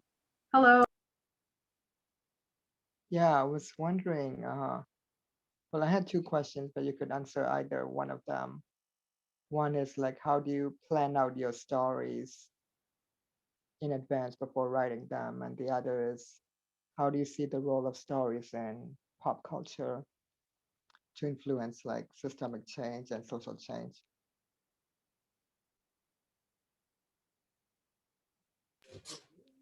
That's a great question. I'll, in one sentence, kind of share one thought, which is something one of my characters says in the book. He says, the stories don't do anything. The stories are everything.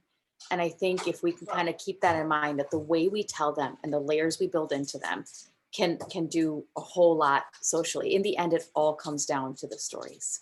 So.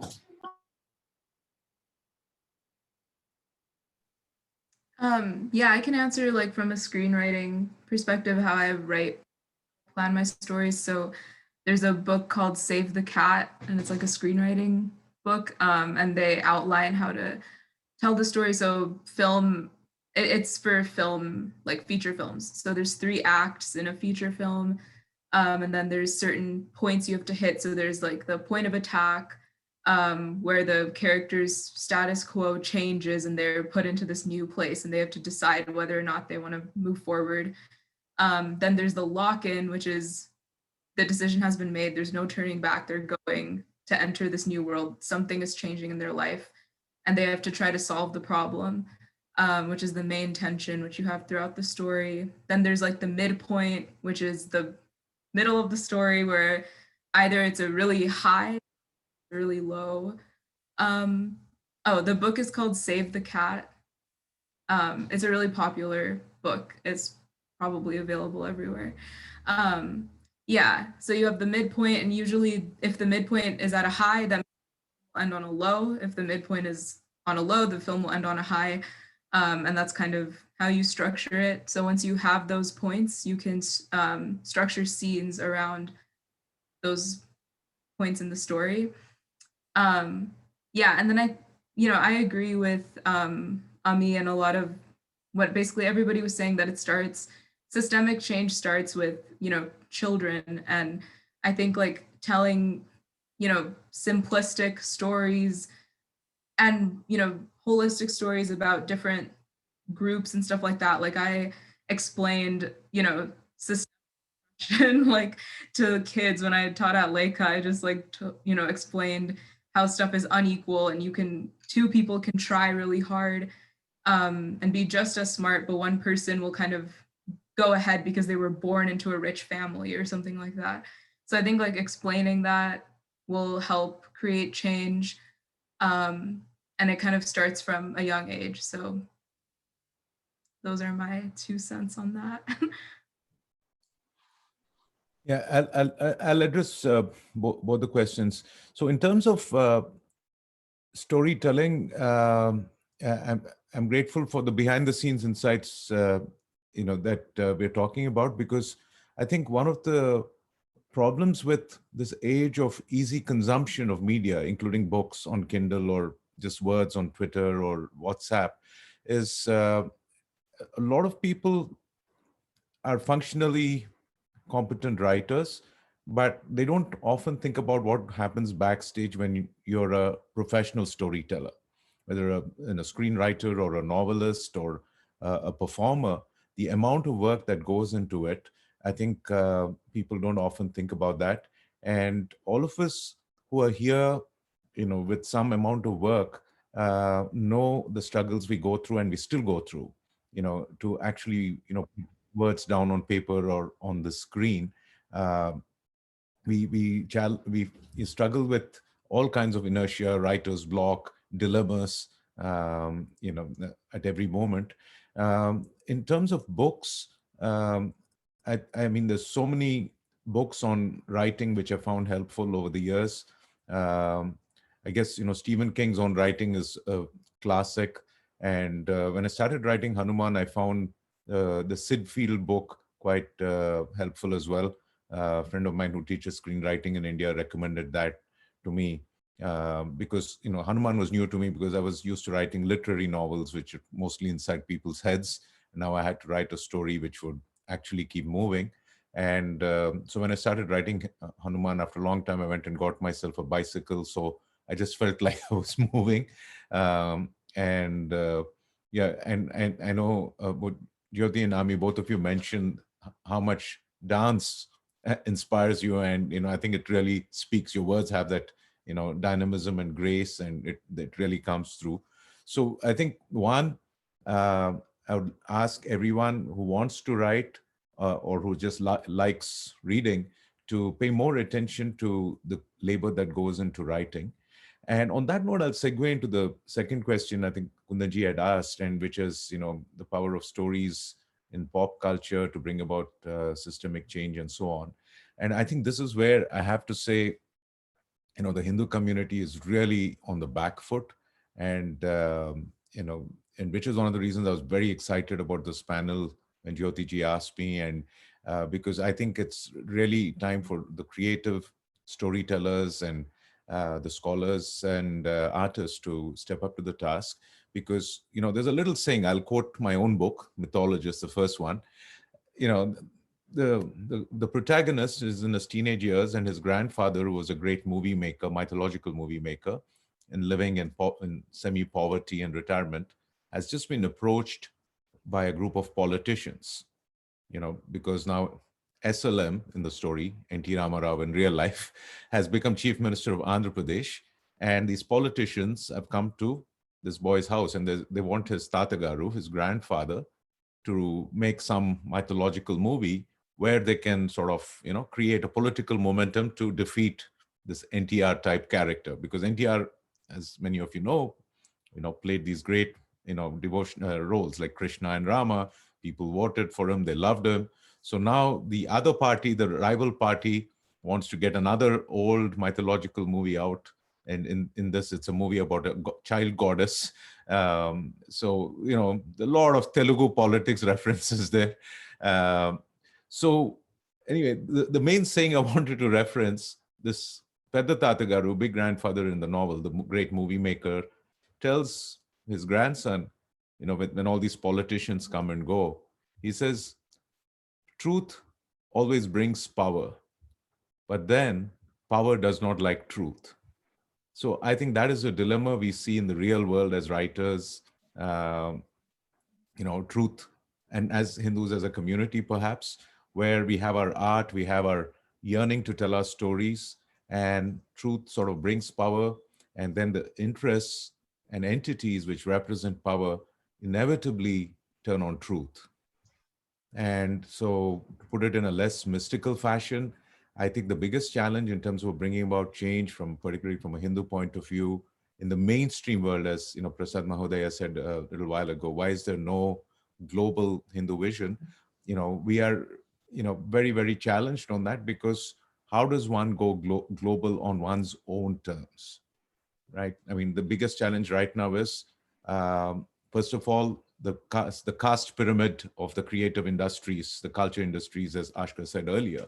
It's a huge reality, right? I mean, I've been published in India, but getting published in the mainstream in the US is a whole different game.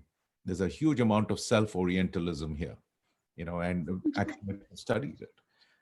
So how do you go mainstream when your own community, your own so-called businessmen who are supposed to be dharmic philanthropists, haven't really put in the kind of support artists need, you know, because truth brings power and power really doesn't like truth.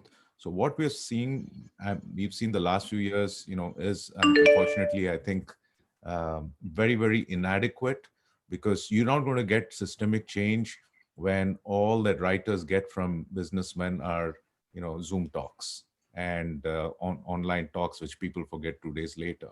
So, if we'll start to see global transformation on Hindu terms when the Hindus who have that kind of power and money have the accompanying respect for art and literature and a global decolonizing vision, to go with it.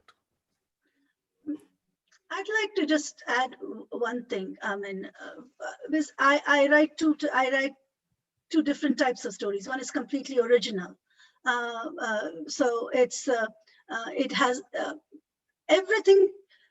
I believe that one can write only what we know. We can't really write things that we don't know. And so what I do is I look at a life. For instance, my cat, and what did my cat mean to me? So Misha Comes Home was about my cat coming home, how she came home. So then I look at the audience, what is the age of the audience? And then I write accordingly. It's not, stories are happening all around us. We just need to look at what is happening, and then you can start writing it. Yes, there is a plot line. There is all that very clear thing that one has to go across.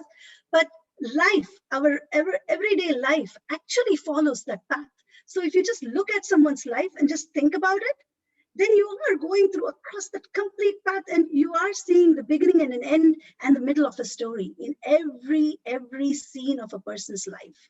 So you just put that and it becomes a story. So that is about how stories are written, how to bring it, the pop culture, and how to make, I think Vamsee ji and Ami ji, they're doing it so well. I think we should be following those examples and just working through it that way.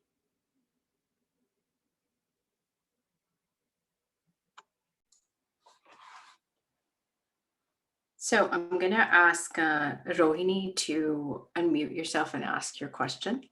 Yeah,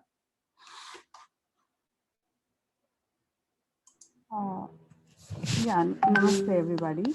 I think this is I think a part of this question has just been addressed by a lot of panelists, but I just want to put it out again in the context of Professor Prasad just mentioning about Sanatana to Navanutanam, or Professor Juluri about the left and right ideology and what was just spoken about. I think the context, my question is more in the context of the young adults who are listening to our Hindu stories, or rather, I would say the teenagers, very specifically, who probably sometimes. So I narrate stories in a local temple here and in New Jersey, along with a few volunteers. And I often notice that there are a set of students, kids in the class, who feel these stories are being pushed upon them either by their parents, or they're forcibly attending the class, or they're reluctant to listen to it.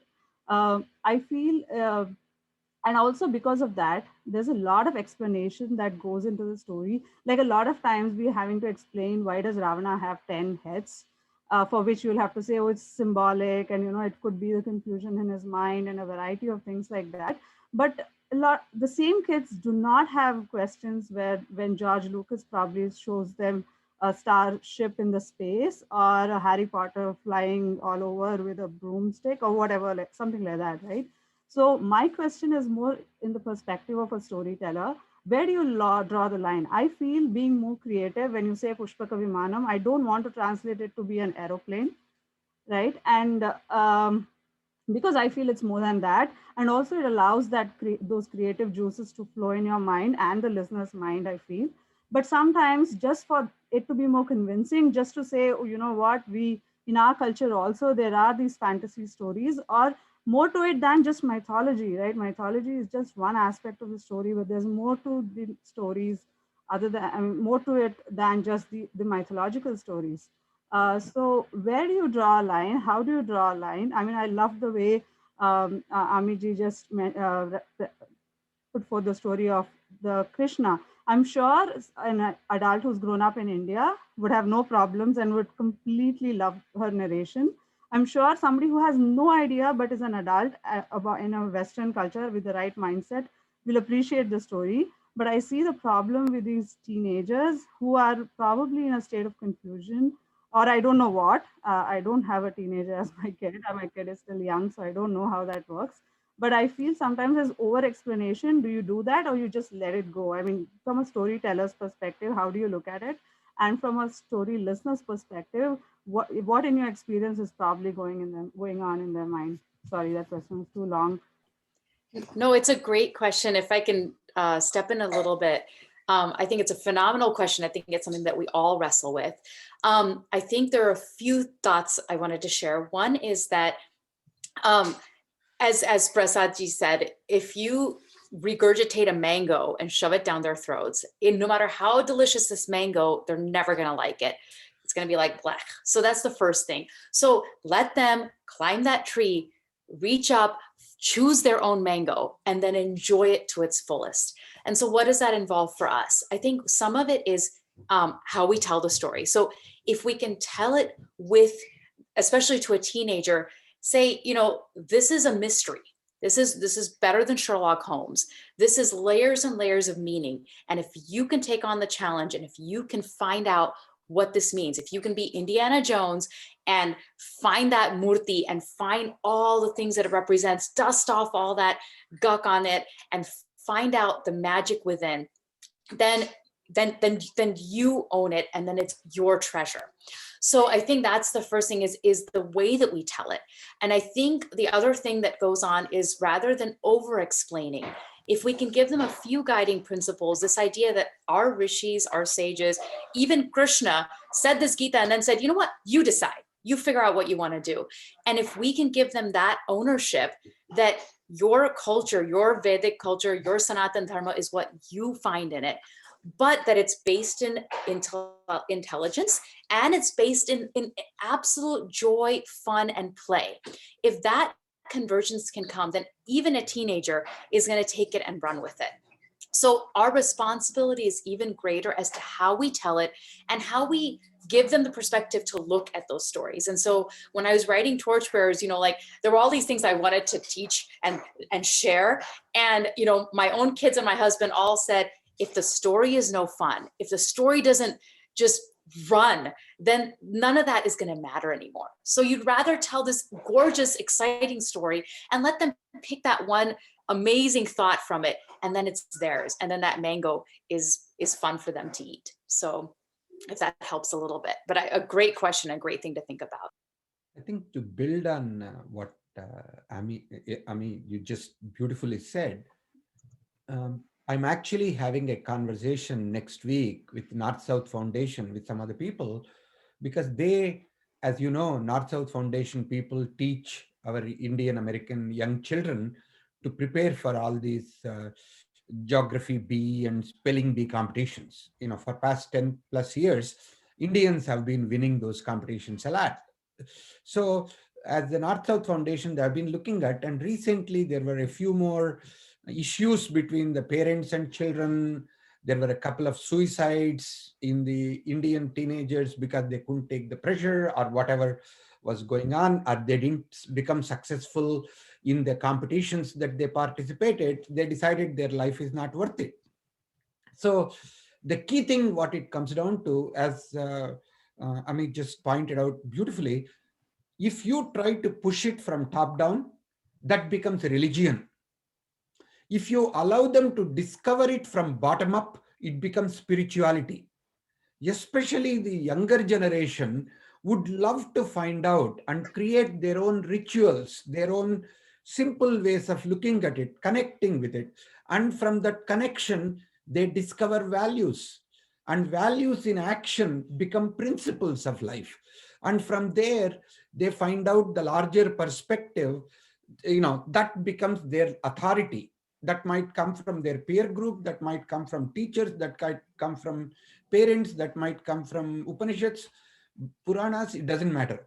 But it is their created story. They are part of living it, creating it, and making it their own. That's why what Jyoti does, I really like, because helping people to become creators taps into the divinity in them.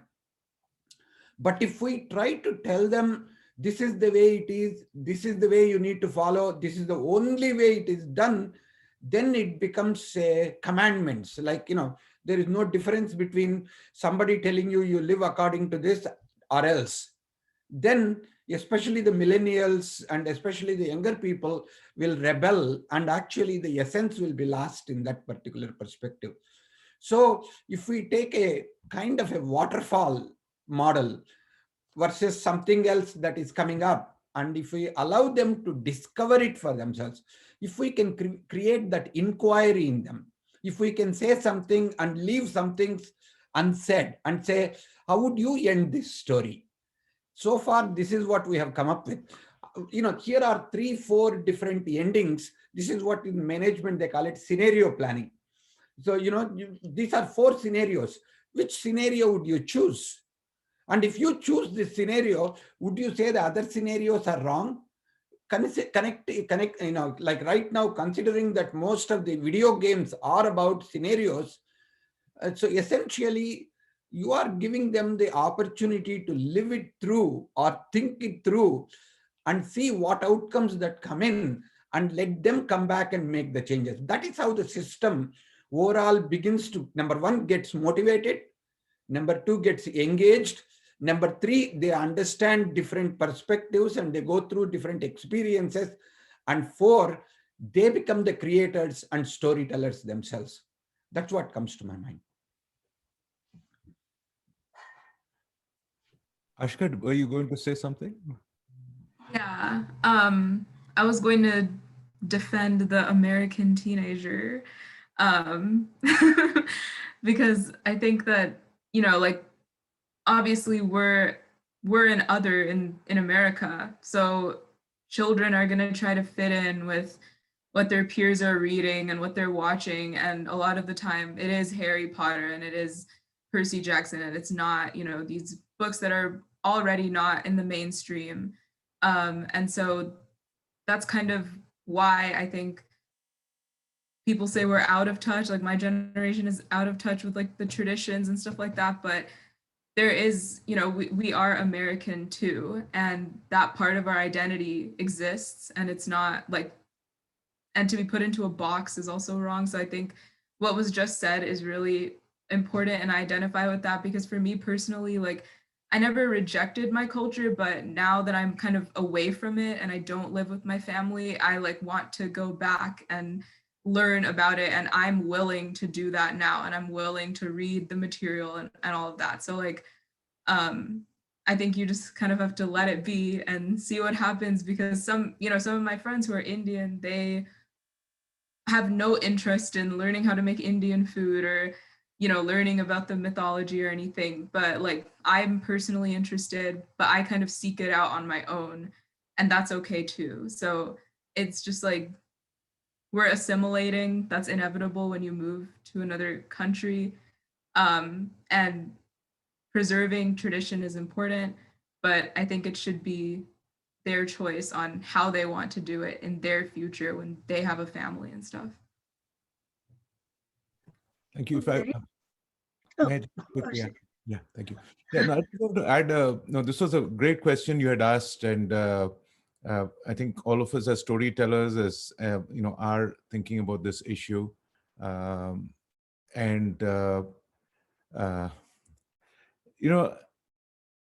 the sociological perspective I want to give you on this, because I've been trying to write a book on, basically since last 1 year, a lot of people ask me, because everyone's at home, and in a sense, everybody's sort of in homeschool now, and what would a homeschool curriculum look like, and things like that, and particularly from a Hindu or a contemporary Hindu point of view. I mean, not a quote unquote religious school, because I'm not trained, equipped even to teach religion, quote unquote, in that sense.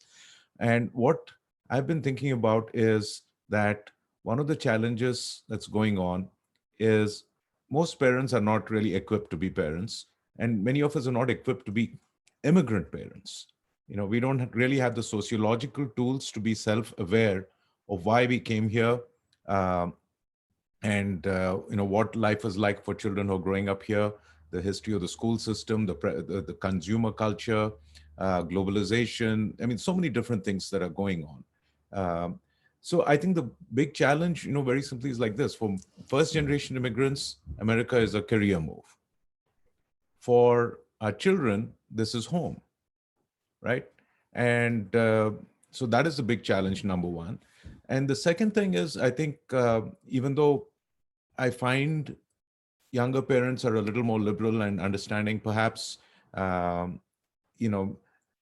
are still not equipped with the sociological story of who we are, why we got here, what's happening next. Okay. And I think that is the story children lack. They don't lack exposure to Ramayana and Mahabharata, or even Gita chanting. All that is being given to them. Some might even say crammed into them, right? 1 hour, 2 hours every weekend, all this stuff is happening. And I think some children like it, some don't like it, some stick with it, some get out of it.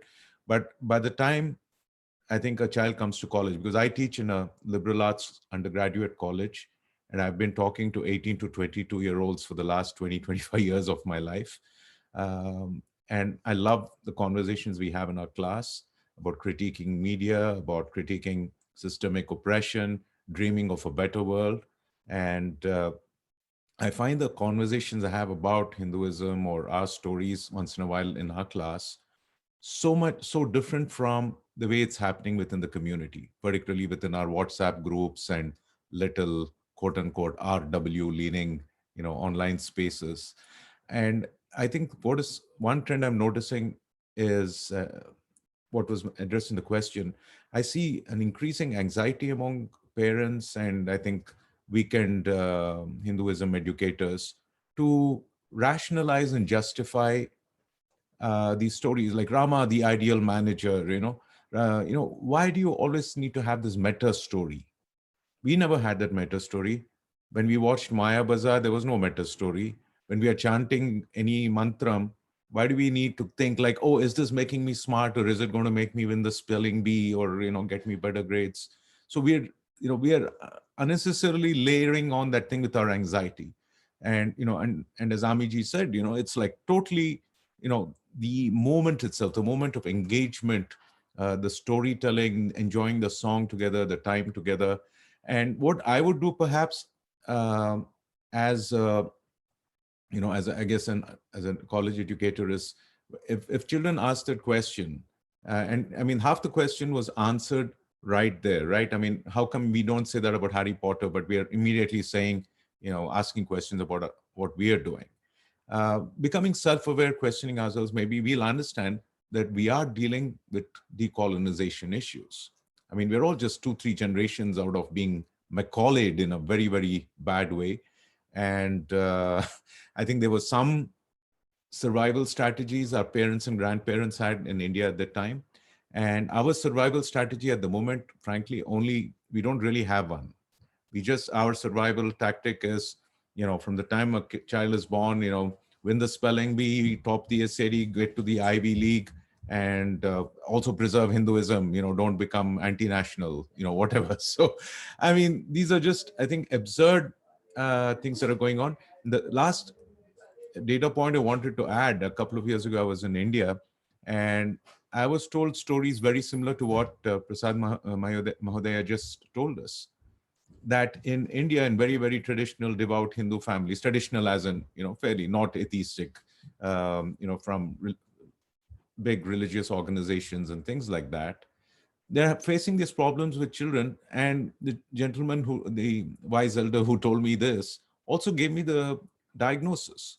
So the parents push the children when they're young, and a lot of children are quite happy about, Ramayana, Mahabharatam, and they're growing up with love and reverence for the gods. But what happens is, by the time the child is 13 or 14, the parents themselves pull them out of anything religious. They say, no, you don't have time for this. Now you can come back to this in your old age. Now it's time for you to top your IIT and things like that. So I think what's happening is the parents themselves are colonizing the children. I'm not even going to say de-racinate. We are colonizing them because we are so anxious about so many things as immigrants here, and even in India, as where the definitions of upward mobility and aspirationalism is changing, right? So one generation ago, it was very clear. You had a flat and a car or a scooter, oh, I'm happy. Now everything is climbing. Everybody's going into unreal expectations. So what's happening to children is either they get crushed with this whole compliance enforcement culture, or they rebel. And rebellion is good. It's not bad. I mean, rebelling, questioning the system is important. And I think that's one of the big, aesthetic elements we've lost in today's, conversation about Hinduism. We are using Hinduism to produce the next generation of compliant workers. And, why are we doing that? We need to be walking with our children towards a Hinduism where Krishna is on the battlefield saying, go and fight. Of Hanuman, being rightly encouraged, and he needed it by his friend Jambavant, but then also burning, Ravana's, theater of, what is that? From dusk to dawn palace down, So I think the rebellion is the rebellion, questioning, that is the aesthetic of Hinduism we also need to start paying attention to along with our children. If I may make one point. So I have a 2-year-old, and in our own area, we have all these things like music together, for one thing. And it starts at almost like when they're 7 months old. Like I enrolled her in when she was 7 months old. And I asked the Hindu community, okay, you guys are teaching Carnatic music, Hindustani music. Can we have something similar to, just music together where you're taking very simple songs and having a lot of fun with them? You're banging on drums and you're shaking and engaging with all the other kids, and the parents are like jumping up and down. And, the answer was, well, we don't really do that. We do it traditionally.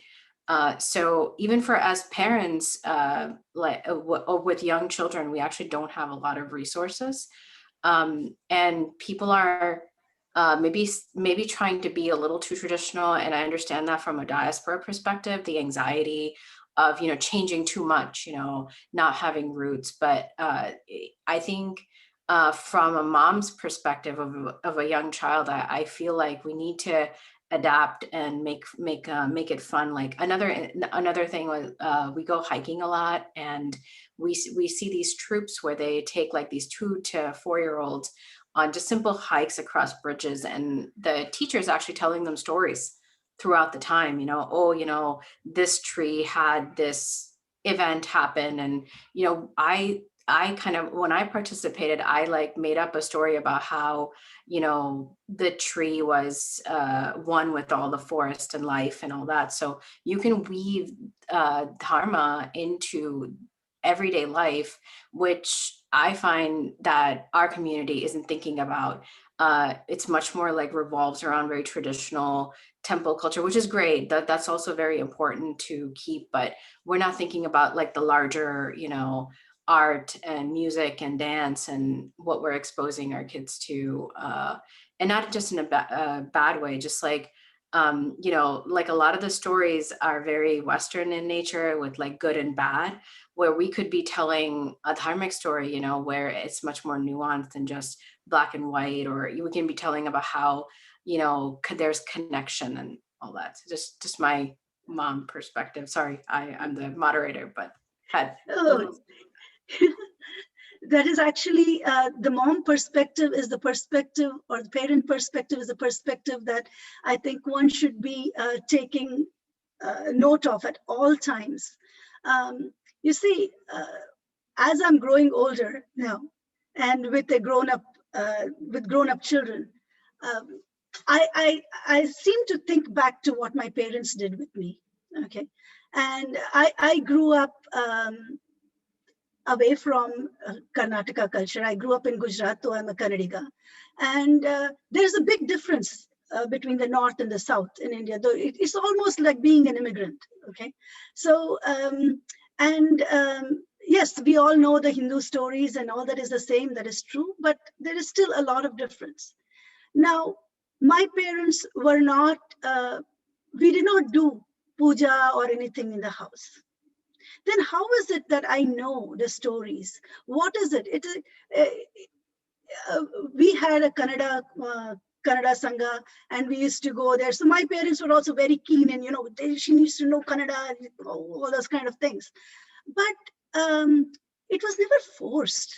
It was not like, yeah, you have to do. Yes, I woke up. I mean, every day Dad would say, "Adanne Kannadadalli helu," okay. But it was also a known thing that if they put up samskaras, we would gradually go there.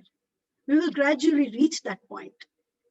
So the important thing for a parent or a teacher to do is just talk. For a storyteller to do is just tell the story. Just tell the story. Tell the story with your full belief. Believe in that story. Be the character. Be each character. When you tell the story, don't tell a story that you don't care about. Tell the story that you believe in.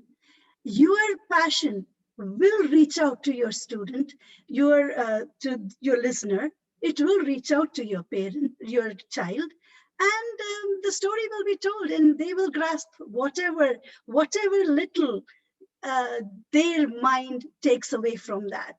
For me, Rama putting his fingers and drawing the lines on the squirrel was what I took away from the entire Sundarkanda. Okay, it's interesting. I mean, like bits and pieces that take, and storytelling. If you are telling stories, so Rohini ji, the question was, as a storyteller, you're just telling the stories from your heart. Your listeners will get it, and yeah, don't overdo it. You do not need to overdo it. You don't need to underdo it. You do not need to put meta points, as Juluri Vamsee just said. Do not try to overanalyze anything. Do not try to say, oh, this is going to be good for you. No. This is a story. Take it as a story. It's a beautiful story. Yes, I will be true to my dharma when I'm telling the story.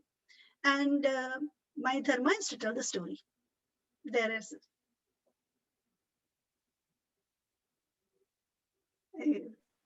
wonderful. Yeah. Thank you so much for all those perspectives. I think it's very nice to hear you all.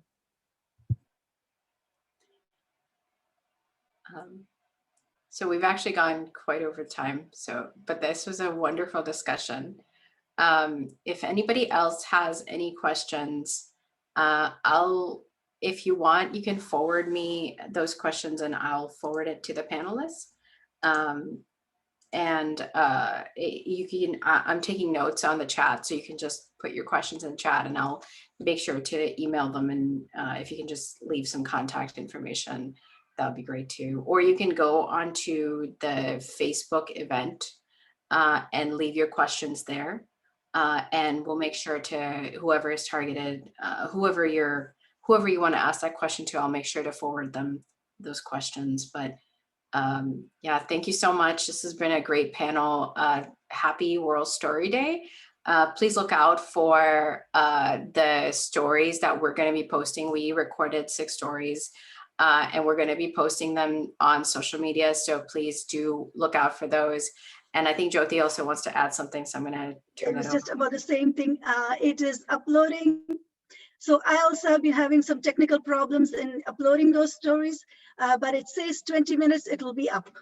So all the stories, and that link will be also be on the Facebook page in the event section. You'll all be able to see it, and periodically over the day, I will be posting all the individual stories as well.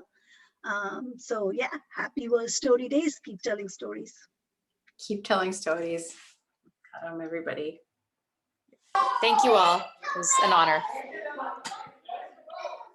Thank you, Vamsee, Aashka. It was a real honor to be with you. And Sneha, thank you so much for moderating so beautifully. Thank you. I hope I did okay. My first time. And Prasad Mahodaya. Too. Thank you, everybody. I really enjoyed it. Thank you, Aashka. Thank you, Ami.